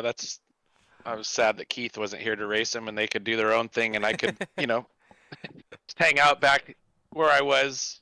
It's hard to put laps together there, lap after lap. The race is so long and you have to be so perfect to make that bottom work. Looked like Grandy was running kind of through the middle to the top maybe and making time. But yeah, it's kind of fun to get off, Eldora and Volusia, which it seems like we go back and forth all the time. So to get to Williams Grove is fun to race. What worked well for you in qualifying, getting the top spot, and then the invert? Obviously, it was a little tough to pass on your end once you spun out. Yeah, just no skill for me. Qualifying on the bottom worked really well. just it slowed down. It gets so damn long around the top side. But the bottom still stays pretty good if you can get your car to rotate on entry and, in the center. And then in the heat race, I just over-rotated and about spun out and then put some laps down to get back to, I think, 4th. And then the feature was the same. It's kind of the bottom came in really good there on that caution. Was able to slow everybody down and get a good run, good restart. Well, you had a good run, that's for sure. Who do you want to give shout-outs to? Oh, you guys, as always, Roger, all the guys behind the scenes. It's fun to race Andy. He's been bad fast this season, so it's fun to root him out of the way and get in front of him for once. So yeah, my guys back there, Greg, Keith, Jack, Gary, and yeah, on we move. Alrighty, man. We'll let you go. Great job tonight, and we get to see you in Renegades? No, probably not. Probably All not. right, time for Dingus. All right, have a good night, guys. Thanks. You as well. See ya. Devo finishing in second. Let's go to victory lane. Talk with your winner, the dominant Joseph Grandy. Brandon, we'll let you take this one. Hey, Granny, it's Stepper. You got me? Yeah, what's going on, man? I don't know if there's much to talk about. You just kind of took the lead and just didn't look back, just dominated the whole race. Were you expecting anything from behind you? Honestly, yeah. I thought I'd have a pretty good race with Cote or Ross. Must not be their track. But I don't start at the front too often, so I wanted to get out in the lead real quick, just, set my own pace. I was gonna say Ross took a little bit to get going, but he finally found that bottom and made it work for a while to get up to second. But by then, you had just kind of checked out and were saying goodbye. Yeah, I think if a caution came out with like 10 to go or something, I think there would have been a good race. But by then, I already had a pretty good lead. So that's what I was wondering. Were you trying to save tires at all, or were you just going full bore? No, I never save tires. I just always go. Atta kid. Anything 30 laps or under, I just go. What we love to hear. Who do you have to thank for this run today? Catalytic Recovery, West End Towing and Repair, all the guys over at Inferno, my girlfriend Olivia, everyone at Coast to Coast and all they do, and thanks for you guys for doing the broadcast. Awesome. Are we going to see you tonight in Renegades? You will not. No. I'll get there one of these weeks. Thanks, Sounds guys. good. Well, have a great run and have a good night. Appreciate it. Joseph Grandy, third win of the season in the Rebels. We'll go to break. When we come back, Renegades time of the Coast to Coast Racing Network.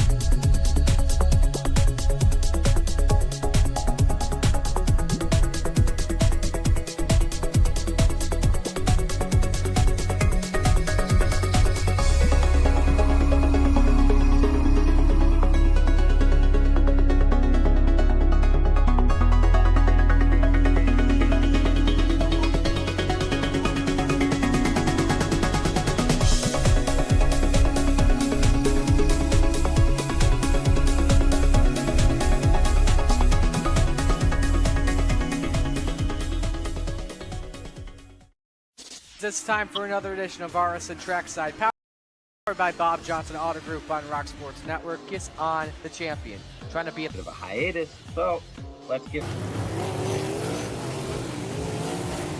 Tonight we'll be talking about it.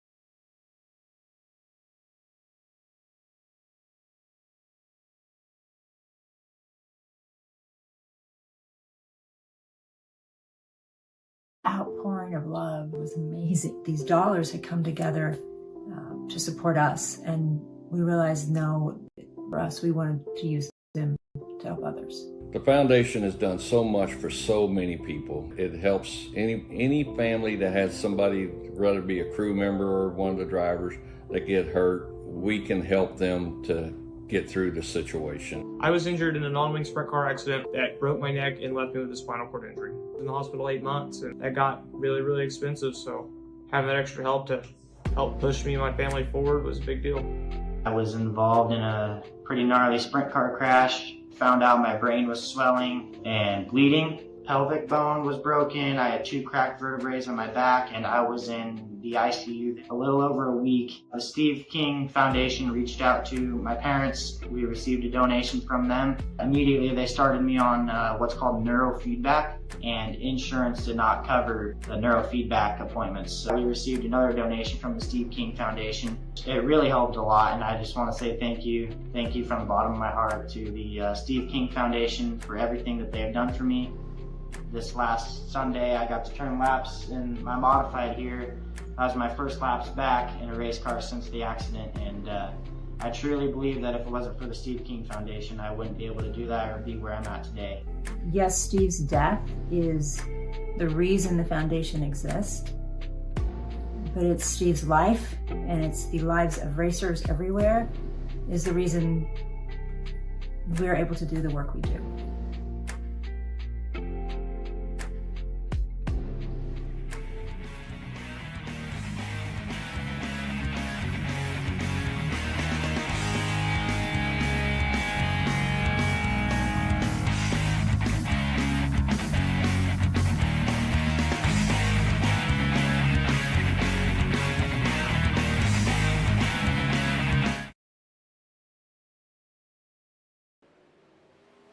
Under the lights here at Williams Grove Speedway on the Coast to Coast Racing Network.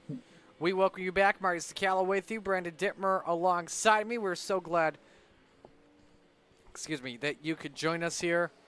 Alrighty, Brandon. Renegades time, and we all know the top 2 that we're going to be watching out for very closely. Once again, Patrick Spangler, Blake Chapman with the drops. 8 points separate the both of them. Yeah, they've been doing a fantastic job all season. You know, these two just need to take like a season or 2 break. Let somebody else win these championships. Exactly. Know what I'm saying? But the third guy in points with drops in effect is Brad Way, and that's 91 points behind. Is he really? Dang, yes. Okay. I knew Brad was fast, but I didn't know he was third. That's good.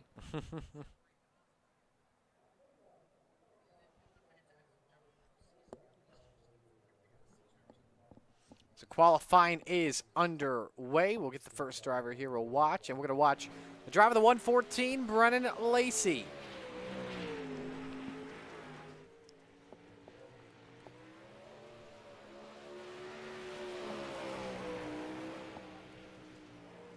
You know, I just realized all this time this leaderboard has said Eldora. I'm glad. Has it really? I'm glad nobody realizes that in the chat. So until I say something about it, so we're gonna change that right now for your viewing privilege.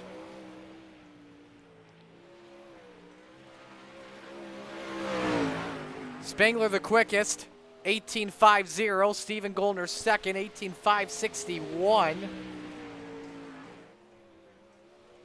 High side banger with his pink Zemco scheme off the turn number 4. Betters his lap. Quick time, Stephen Goldner. 18.387. Jeff Barker was second. He's 1,000th off. If he can get better off for turn 4, he'll get him. I don't know if it was good enough, though. It wasn't. 18.69 on lap 2. Blake Chapman, the salesman, is 5th. 18.56. The Pink Panther, Jesse Jackson, up to 3rd, 18.42. Here comes the salesman. Look at Chad Griggs. He's back. Quick time, 18.307. Blake Chapman across the line slower. How about 18.307 for Chad Griggs? Ripping the top as he makes his way off of turn number 4. I think he clipped the wall there, so that lap time invalidated. Let's see what Chad Cote the Goose can do. Off of turn number 4. Maybe a better lap here. We'll have to see. And it's off by a tenth, 18,583. Checkers wave. Chad Griggs, your quickest in qualifying. We've got 23 drivers. Everybody makes the show tonight.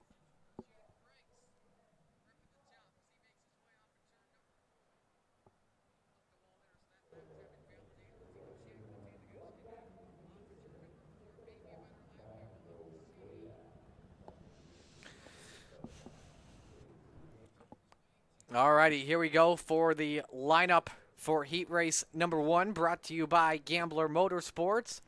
Bob DeGood on the pole in the 7. Next to him, the high side banger, Patrick Spangler in the 39. Row 2, the Pink Panther, Jesse X in the 127. And Chad Griggs in the 27. Row 3, the boss, Ross Corina in the 10. And Jesse Bandy, the Bandyboat Master, in the 49. Final row, Randy Shrees of the 56. And the Desert Demon, Terry Landis, in the 161.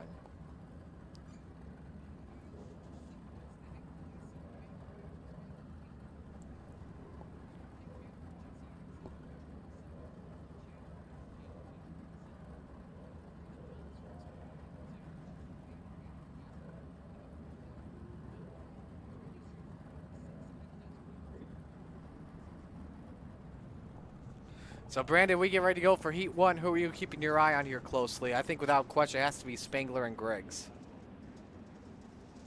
Those two are some very fast boys, but look out for the guy coming from 5th, Mr. Ross Corana. He can show some speed when he needs to, and he is looking to take down these Top Guns. They call him the boss for a reason.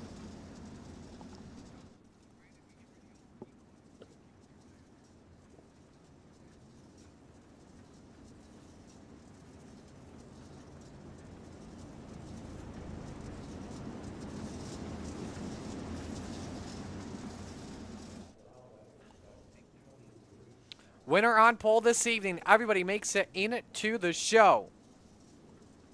Green, green, green. Green flag is out.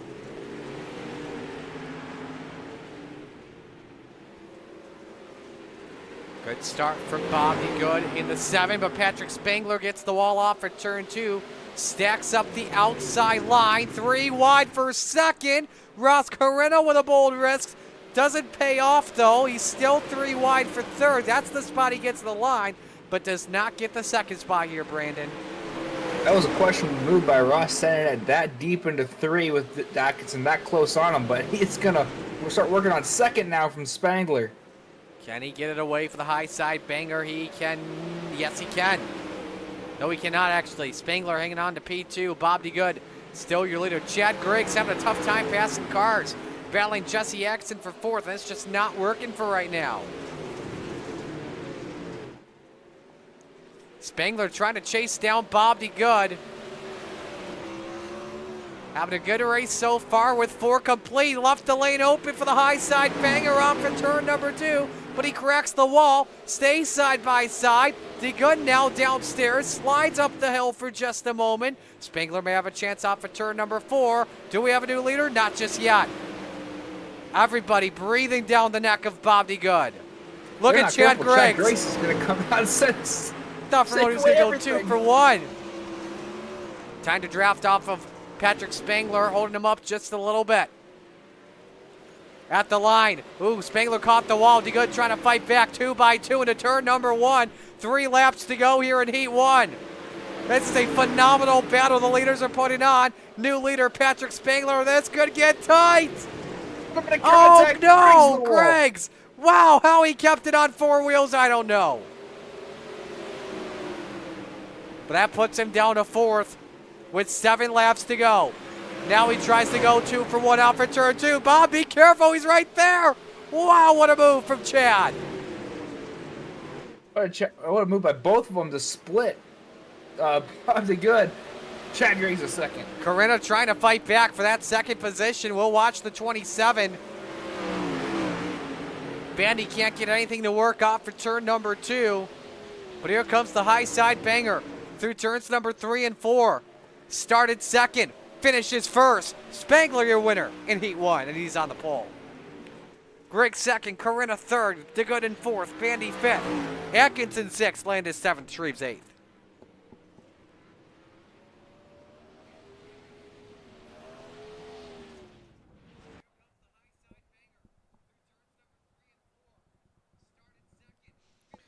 Here we go for heat race number 2, brought to you by Regency Home Inspection. Here's the starting lineup. Jack Clevenger on the pole in the 78. Next to him, the salesman, Blake Chapman in the 20. Row number 2, the Money King, Kyle Moonen in the 24, and Stephen Goldner in the 30. Row 3, the Macho Man, Tyler Wilson in the 42, and Gentleman Jack Hitt in the 217. Row 4, final row, the General, Andy Patton in the 87, and the Lowline Master, Brennan Lacey in the 114.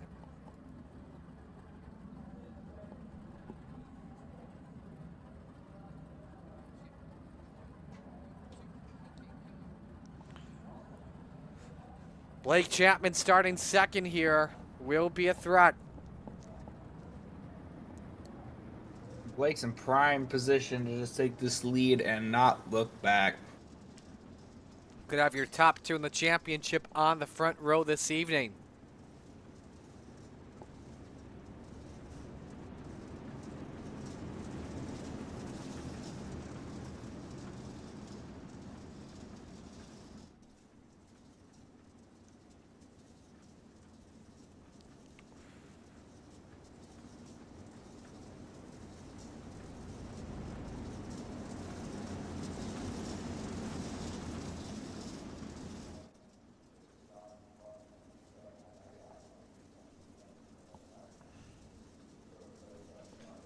Alrighty. Green, green, green. Time for heat 2. Winner on the outside of the front row is Rear Green. Bad start from Blake Chapman. Not what he wanted. That's allowed Kyle Moonen to move up to second already. Battle for fourth, Wilson and Stephen Goldner. Now Chapman downstairs for the runner spot. Trouble, Goldner around, Jack Hitt. Andy Patton collected. And that's not what you want if you're the number 30, who was the second quickest in qualifying, Brandon. Yeah, it's unfortunate circumstances. I have to go back and take a look at what exactly happened. But Blake Chapman now goes to work on... Horrible exit. Kyle Moonen, big chance to take the lead. And Blake Chapman may try and go 2 for 1 here. Brennan Lacey and Tyler Wilson are just hoping that they continue battling so they can sneak up on him. Brennan, the quickest car in track. What was it? I think about 2 or 3 seasons ago. It was last year. Wasn't it Williams Grove where he wrecked and came back to win? Sounds like a Lacey move. I'm pretty sure it was, and I'm pretty sure it was at Williams Grove. It's one of the greatest comebacks in coast-to-coast history. Battle for second as Moonen is taking the lead away. The Stephen Goldner Racing clan will be threats to watch out for tonight. Chapman to P2. And look at that, they're catching Jack Hitt, lap traffic. Jack used a quick repair. Again, he's in the show. Everyone makes the feature this evening. Chapman downstairs for the race lead. Loosey-goosey is Moonen. The salesman takes the lead. Big move there by Blake. Can he solidify it and get away from Kyle Moonen? Here comes Lacey for third on Clevenger. Around the outside, the number 114. Is it his offer? 4 it is. 2 laps remain in heat 2. And now Moonen trying to fight back on Blake Chapman. Wheeling and dealing that number 24. Just nothing doing. Final lap here underway. Let's see if Lacey catches Moonen possibly. He's got the speed. He just needs a little better exit. He's got something. Well, we know who's going to win the heat race. Who's going to finish second here? Moonen or Lacey? Lacey good on the bottom here, but in the end, the Money King takes away P2. Clevenger 4th, Wilson 5th, Goldner 6th, Patton 7th, and Hitt 8th. So your top 2 in the championship start on the front row this evening.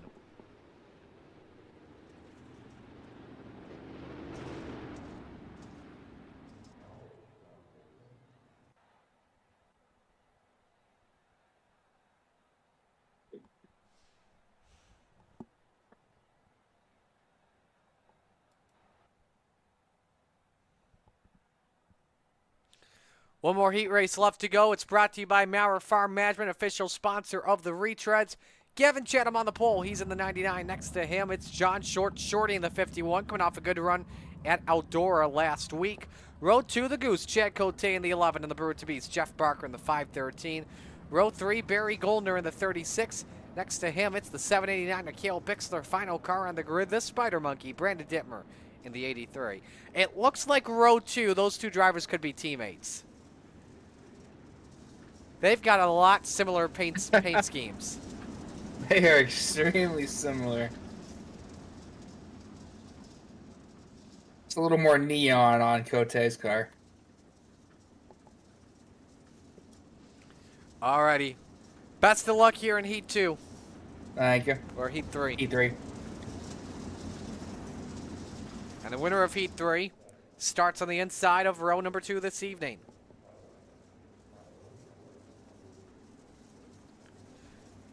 Green flag, green flag. Here we go. 7 cars. Heat 3 will go in.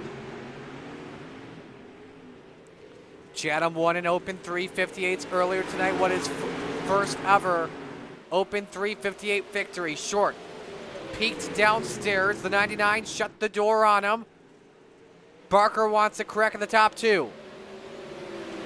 Remember, Jeff Barker was 3rd quickest and qualified. Short into Chatham. No harm, no foul for right now. Barker trying to take 2nd. The 99 slams the door. Slide job, Chatham. And the 99 is out in front.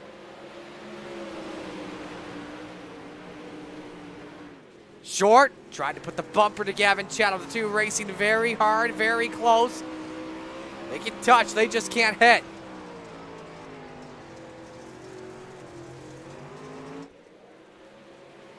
Barker and Cote both closing in. The 11 car scrapes the wall off of turn 4. And Chatham, the quickest car in track, 1897.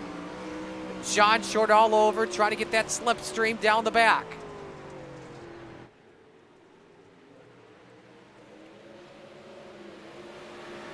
Barker looking for P2 on John Short.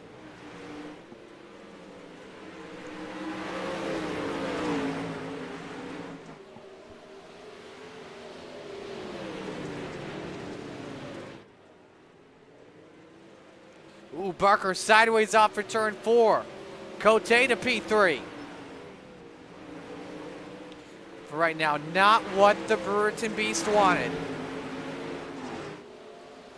And so the Goose takes a spot away. Top 4 spots remain unchanged.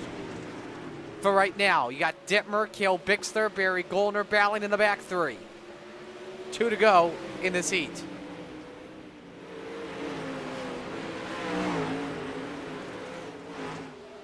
Barker trying to fight back. We'll focus up front. Chatham leading by a half second on John Short. And number 51, final lap underway.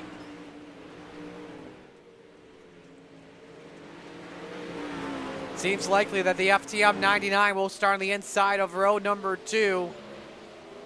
Still watching that battle for 3rd. Barker looking for a final shot on Chad Cote. Won't work as he's sideways. Checkers way. Chatham wins Heat 3. Short 2nd, Cote 3rd, Barker 4th, Dittmer 5th, Cale Bixler 6th, Barry Goldner 7th.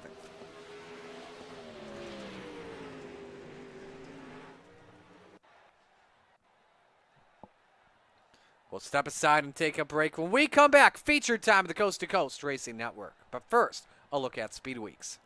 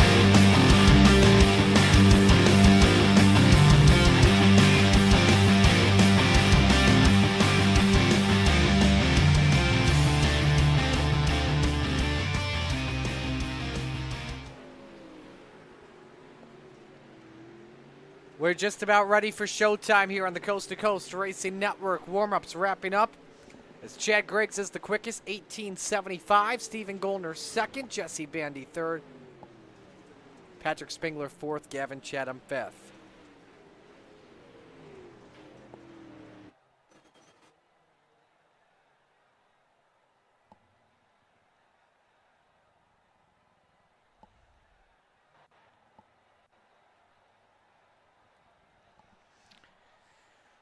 Alrighty, here we go for featured time on the Coast to Coast Racing Network. Here is the RSN trackside starting lineup. On the pole, the high side banger, Patrick Spengler in the 39. Next to him, the salesman, Blake Chapman in the 20. Row number 2, Gavin Chatham in the 99, and Chad Griggs in the 27.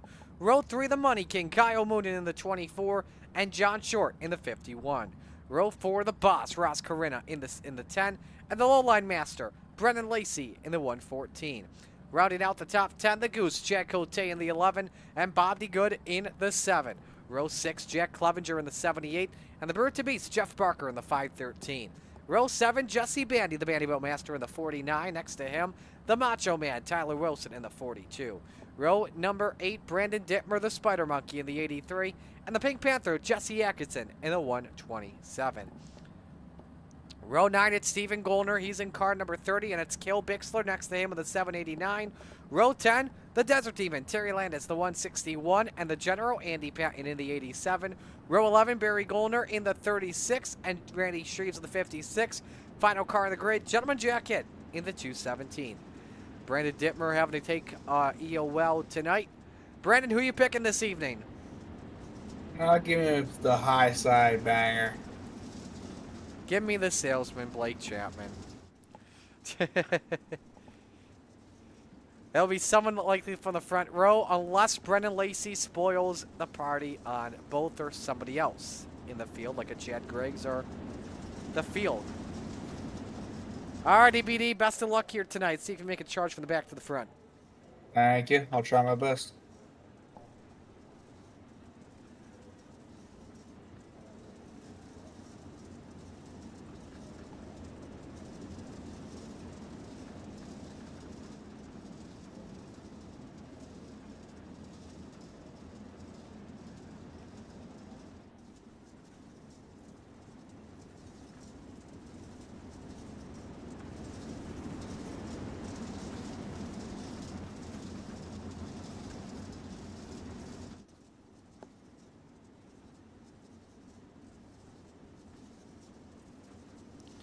All right, field making their way into turns number 3 and 4.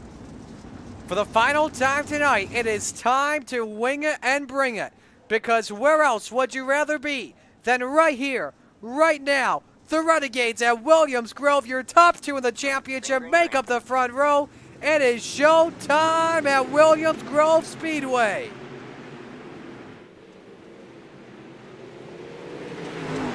Three wide for the race lead. Look at Gavin Chatham trying to go 2 for 1 into 3 and 4. Your Heat 3 winner, stunning the top 2 on lap number 1. Chatham leads the opening lap.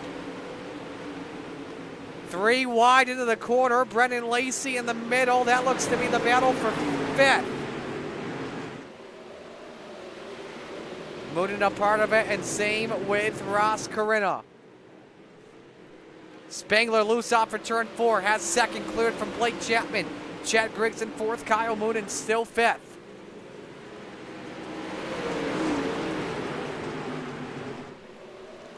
Been a while since we've talked about Griggs near the front. It's had limited starts this season. But whenever he runs a race, he is always a threat. To 3rd he goes. Spengler for the lead on Gavin Chatham. Top shelf where Mama hides the cookies. The high side banger trying to snatch them. Chad Griggs, quickest car on track, 19:23 last lap. And he follows Spengler. The 39 catches the wall, but he takes the lead on lap number 5. Griggs tries the slider on the 39, the hometown boy. Fortunately, that may end there.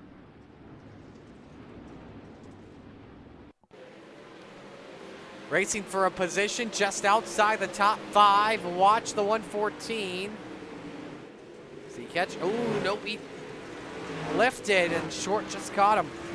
Nice job, Jesse Exon to miss it, but Terry Landis tried to do the same thing, and that just didn't work. Right on board Lacey. Sweet. This is John Short.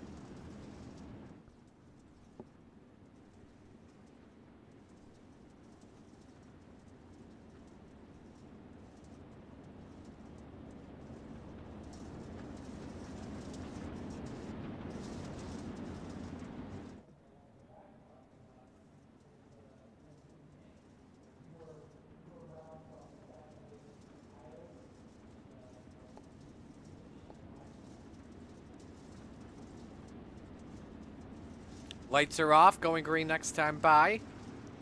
Will be our first restart of the night.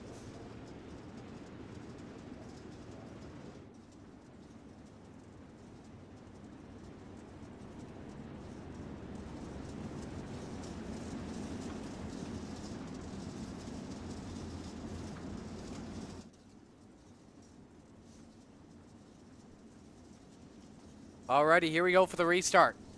Spangler and Griggs, row 1. Chatham and Chapman, row 2.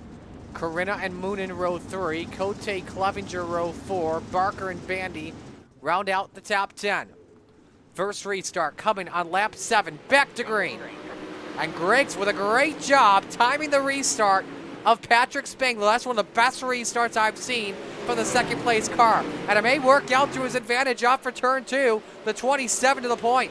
Randy Shreves out of the ballpark. He is forced to jump to the pits. And Chad Griggs, your new race leader at Williams Grove. Chatham underneath for the 2 spot. Can he use the Murano line to his advantage? Can he get it to work this time? Didn't work a lot in the modifieds. And the low line was the dominant line in the Rebels division. But right now the top is the place to be. Let's go to 4th. Corinna on Blake Chapman. This is just what the high side banger wants. Remember, with the drops coming into tonight, it was Spangler up 8 on Chapman with 3 races left in the season.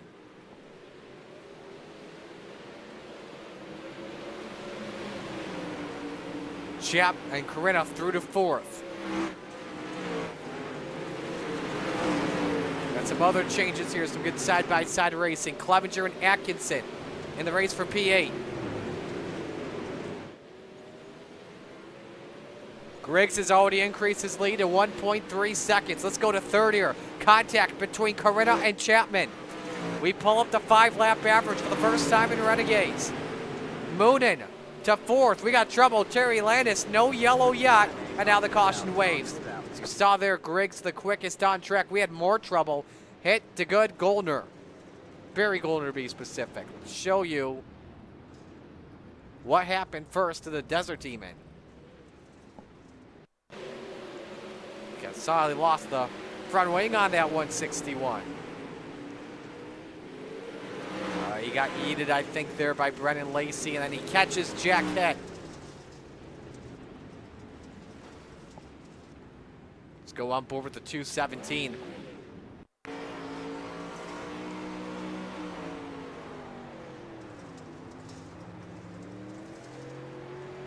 It just barely caught him, and there's the good in that as well. One more thing to look at. I think was that Landis as well in the aftermath? It was. One more thing I want to look at. What happened to Randy Shreves? This was on the restart. Ooh, he caught Wilson and neck coated out. There was some contact there. Yeah, you can see the heavy front end damage on the 56. His night is done early.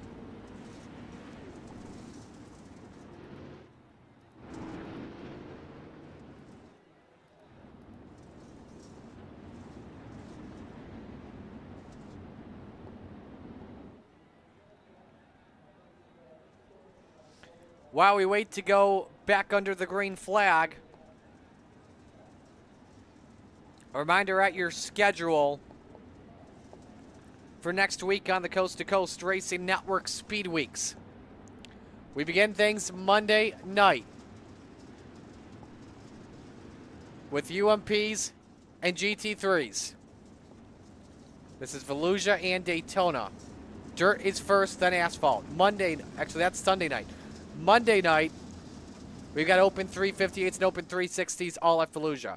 Tuesday night, the Pro Late models, then trucks. Wednesday night, sprint cars, then Xfinity cars. The final night, Thursday, small block, big block modifieds, and the next gens. All right here on the Coast to Coast Racing Network. 11 laps complete. We'll watch for the Chapman Racing drone. We're back to green. Griggs fires. Bad restart from Spangler. Look at Corinna trying to take second. Oh, man. A narrow lane for Blake Chapman to get through. Trying to find his way and hold off Jack Clevenger. Spangler hanging on to P2 with the line. Moonin. Fourth spot is his. Over Blake Chapman as Griggs tries to pull away. But look at this mess. 4 wide off turn 2. Hang on, boys. I think it was Clevenger, Cote, Stephen Golner, Blake Chapman. The Goose with a narrow lane almost clogged up on him. Ooh, Atkinson. Slight contact with Jack Clevenger. He catches it. That puts the Pink Panther back outside the top 10. Look at Brennan Lacey. Nice recovery after the first yellow of the race. He's up to 10th. Biggest mover, though, tonight, Stephen Golner started 17th, running 7th at the moment, just past Clevenger and Jeff Barker. To the race for P3. Chapman moves back up to a podium spot past Ross Corinna. Leaf just needs to secure it at the start-finish line. Remember, the bottom was the place to be for Rebels. Oh, look out! Clevenger clogged up on Barker. Lacey involved, same with Atkinson. Everybody skates away straight. No yellow flag. Here comes the yellow. Clevenger on 2 wheels. And I think that was Brennan Lacey that went to the pits as well. Clevenger going to try and bring this back. He's got to stop this thing. Yep, there's the yellow. Oh, look out, look out, look out, look out, look out.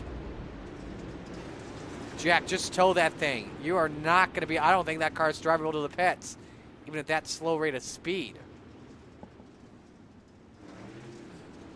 That was a wreck that took so long to break out. We're going to rewind the footage here and we'll put you at a wider angle too. How this happened. You saw Clevenger just about crowd Jeff Barker, then just, oh, he countered it back. Caught Barker at the wrong angle. Lacey, Bandy, Atkinson, nowhere to go. Barker drives away free. Then watch this here. Look at Brennan Lacey first off. No steering. Catches Jack, hit both of them. Get home runned. So that is what happened there. A lot of cars involved in a tough ending to Brennan Lacey's night after a good comeback he was working on.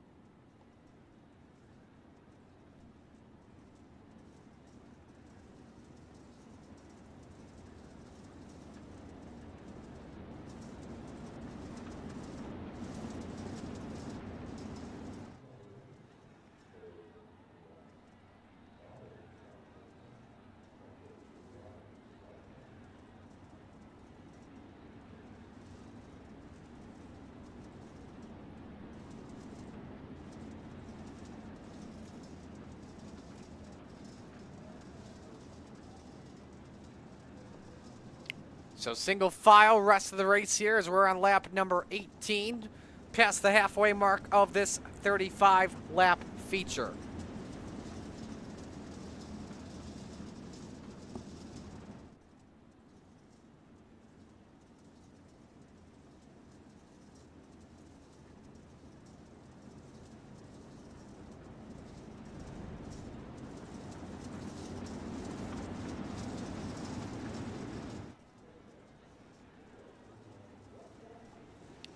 Everyone staying underneath as Griggs fires back to green.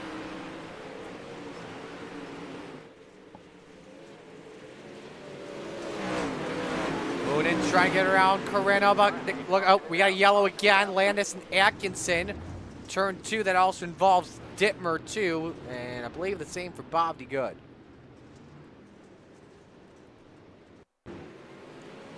This is a stack up, I believe, in the back of the pack. Watch Landis, the 161. Oh, he got yeeted. Gil Bixler caught him. Atkinson, nowhere to go. I think Dittmer did not catch any damage in that one. I'm not too sure. We're right on board with the Spider Monkey. Then we may have seen Bob D. Good also involved. We're right on board with him in a moment.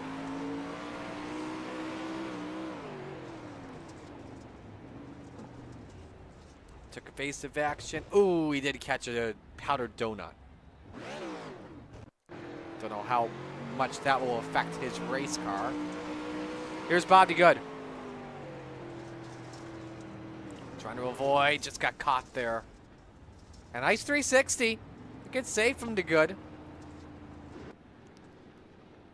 A 360 is always a save in my book. In asphalt, in my opinion, it's not. Sorry, asphalt boys and girls.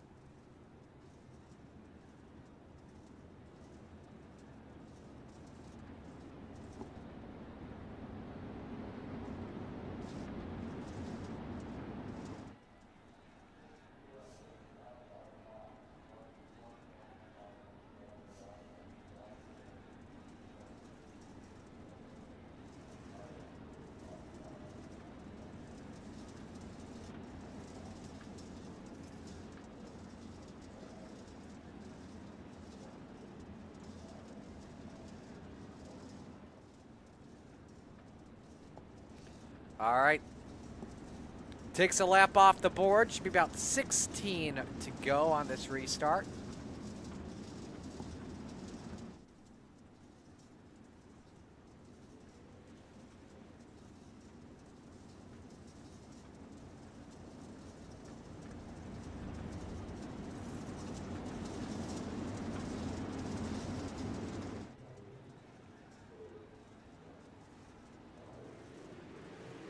Try this once again on the restart.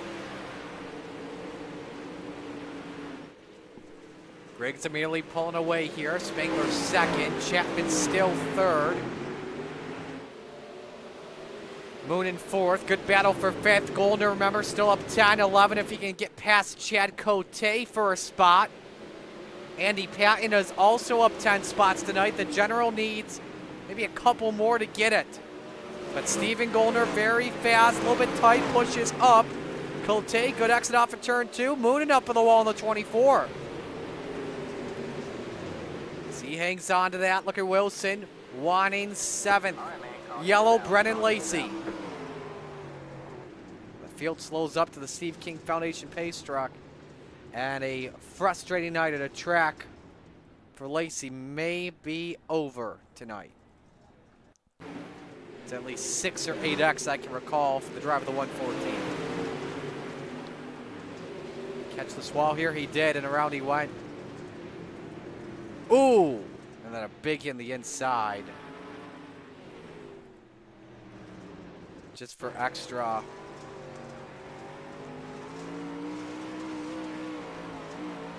Just added fuel to the fire of this evening. Just added flesh to the wound.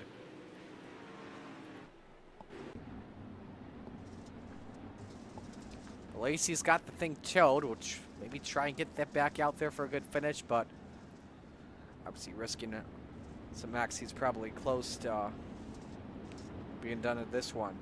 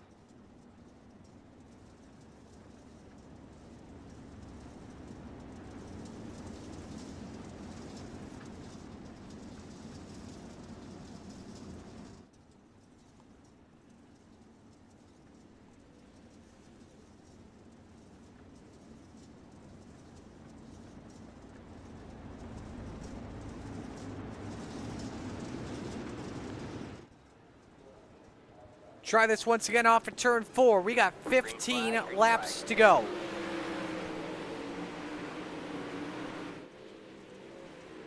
Greg still your race leader. Took the lead early in the going from Patrick Spangler, who took it from Ross Corinna earlier this evening. Chapman trying underneath as Spangler catches the wall. High side maybe starting to get burned up here. 3 wide off for 4. Wilson in the middle with Goldner to his outside. Chatham underneath. Oh, we lost one. We lost Stephen Goldner. Ah. That's a tough break for him. A nice charge from the back to the other front. We can say the same thing for Andy Patton, who saw that in front of him and saying, hey, I got a chance to get some bragging rights here. Say I was hard charger.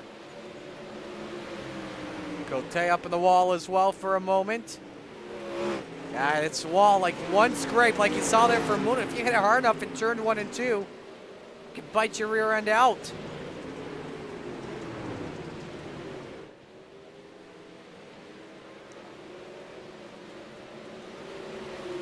Chatham trying to fight off of Wilson here. Ooh, Cote nearly hits the 24 of Moonin.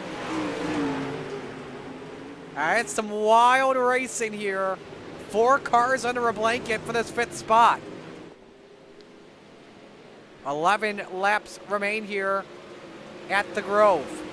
Moonin edging out, looking edged out, I should say, by Chatham for P5. A near contact between the two once again.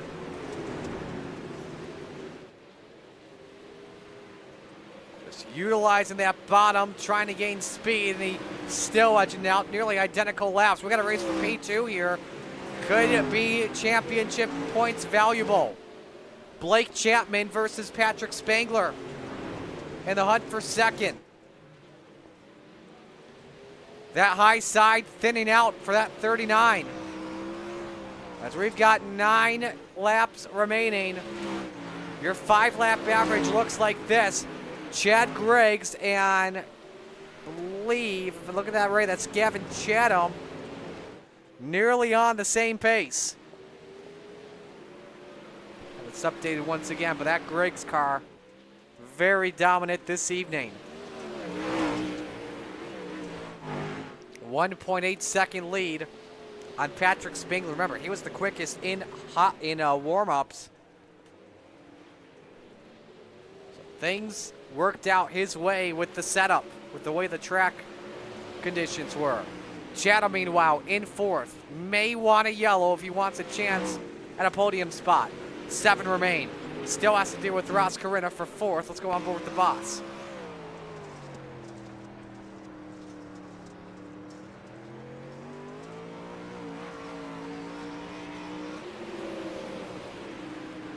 Back to the side-by-side race for second.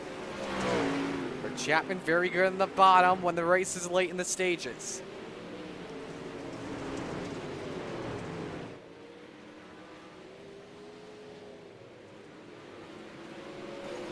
And now 5 remain. Spangler on the wall. They stay side-by-side.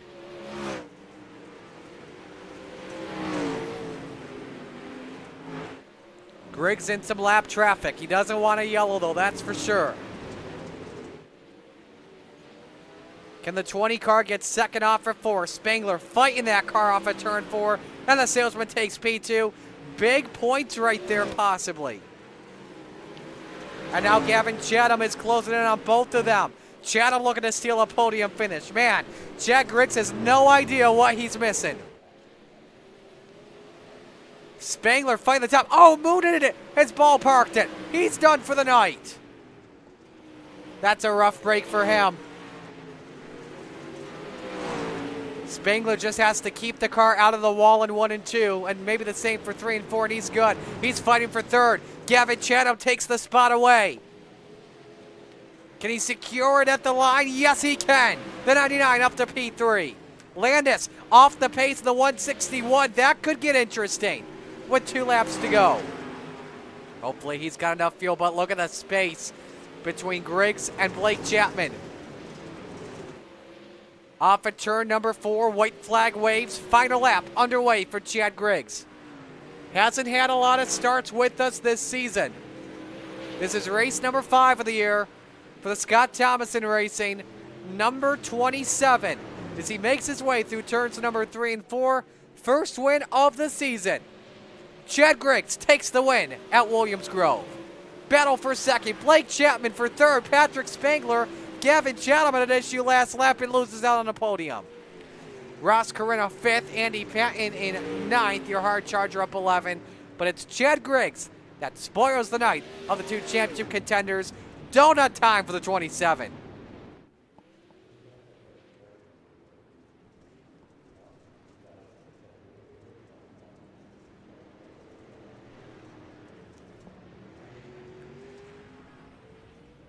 Definitely, you can say the least, one wild night for sure. Take a look at your results. Give credit to Tyler Wilson finishing 6th up 8 positions tonight. Look at the rest of the field here this evening. Probably the heartbreaks here. Everyone at Steven Goldner Racing, man, in Moonen, Goldner, and Lacey, all with very good cars tonight. In the end, I think all 3 of them ballparked it this evening at some point in the race, 19th, 20th, and 21st respectively. That is a team's nightmare that they want to forget for sure. Alrighty, we got 2 of the top 3, but we got our 3rd place finisher. We'll begin with Patrick Spangler in the number 39 machine. Patrick, a good car tonight, but take me through the race. Was the high side just fading there in the final laps? I was down to a 43% right rear, so I probably had no right rear either. Chad was still making it work. I think the first half of the race he was half second faster than everybody else every lap. So he had a rocket ship tonight. Chad was definitely the class of the field. And then you had Blake just cruising around the bottom like he usually does. He probably had 60% on his right rear, but yeah, just went away. Yeah, just ended up making some mistakes there. I want to ask you, we just saw the replay. We didn't see this live. What happened going into turn 1 between you and Gavin? Were you just trying to find a lane that just clogged up? I was gonna try to follow them down to 1 and 2, and then hit the top 3 and 4, and hopefully get a run off it. Because I feel like I was getting good runs off 3 and 4, but 1 and 2, I was getting pulled on the inside. So I was gonna follow them through, and I just lost my right sideboard on the wing. I just thought he was gonna keep going behind Blake. So yeah, didn't mean to do that. Who do you want to give shout-outs to? Just you for the awesome broadcast, and Brad for helping out tonight. Rod for running the league. Ross with Velocity Race Designs for the wrap. Dad, I'll go back home watching, and Triangle's racing. Alrighty, we'll let you go, man. Great job tonight, and best of luck during Speed Weeks next week. Thanks. Spangler, your 3rd place finisher. As we go to the man that finished runner-up, Blake Chapman. Blake, take me through the end of that race, moving up to 2nd there at the end.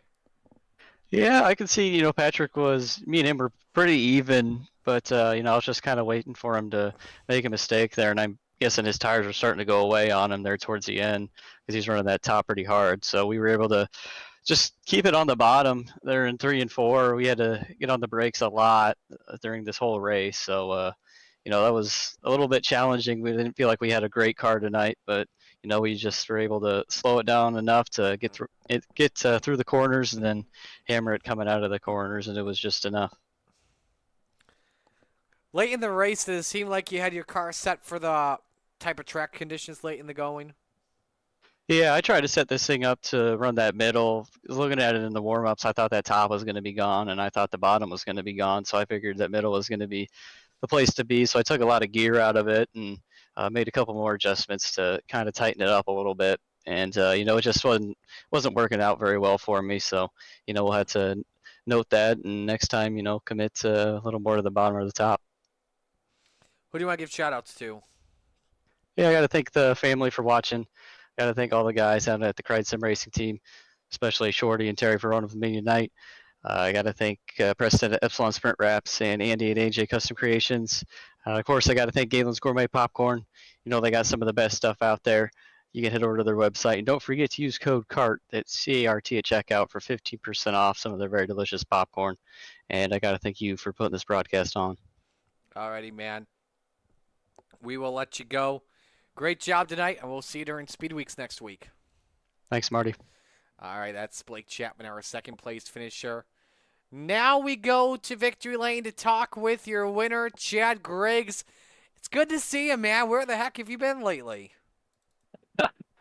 I've been kind of playing this game a little different, and tonight I decided that I didn't want to play it that way anymore, and decided I wanted to try to win or talk to you guys. So here we are. That you did. We noticed you were very quick in warm-ups tonight. Was the car set up to the perfect track conditions that were right for you? I will be honest. In the feature, I made a huge swing at the setup that is totally backwards of anything that we've ever done, and it was really fast in the feature. So I knew that if it was working and I was watching the times and, seemed to be a considerably quicker each lap as long as I could nail the top on both ends of the track, I was impressed with it. I don't think I'm going to give up what that secret is, but man, it was really good.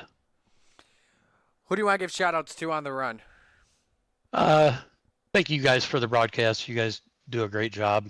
Roger and everybody at C2C behind the scenes for the league and for putting everything on. My guys at Scott Thomason Racing, Josh Whiteman for my paint jobs. Alrighty, man. We'll let you go. Congrats on the win. Great to have you back, man. Welcome back.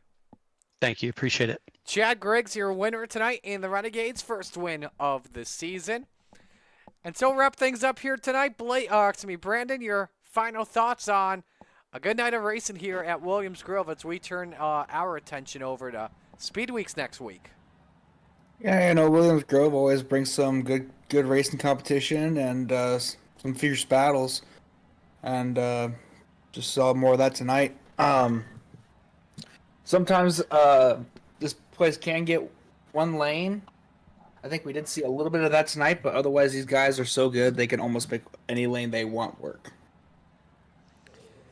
So with that, we will bid you adieu. Don't forget on Slide Job Racing Network next week. You don't want to miss out on that. Speed Weeks, we will have Volusia covered for you with Open 358s and Open 360s. So thanks for joining us here this evening, the Coast to Coast Racing Network. On behalf of everyone here at C2CRL, all the fine drivers and sponsors, Roger Craig and his great group of admins. On behalf of Brandon Detmer, I'm Murray Scala saying so long. Congratulations to your winners this evening in Victory Lane. First win for Gavin Chatham in Open 358s, Joseph Grady in Rebels, and Chad Griggs in the Renegades. So long.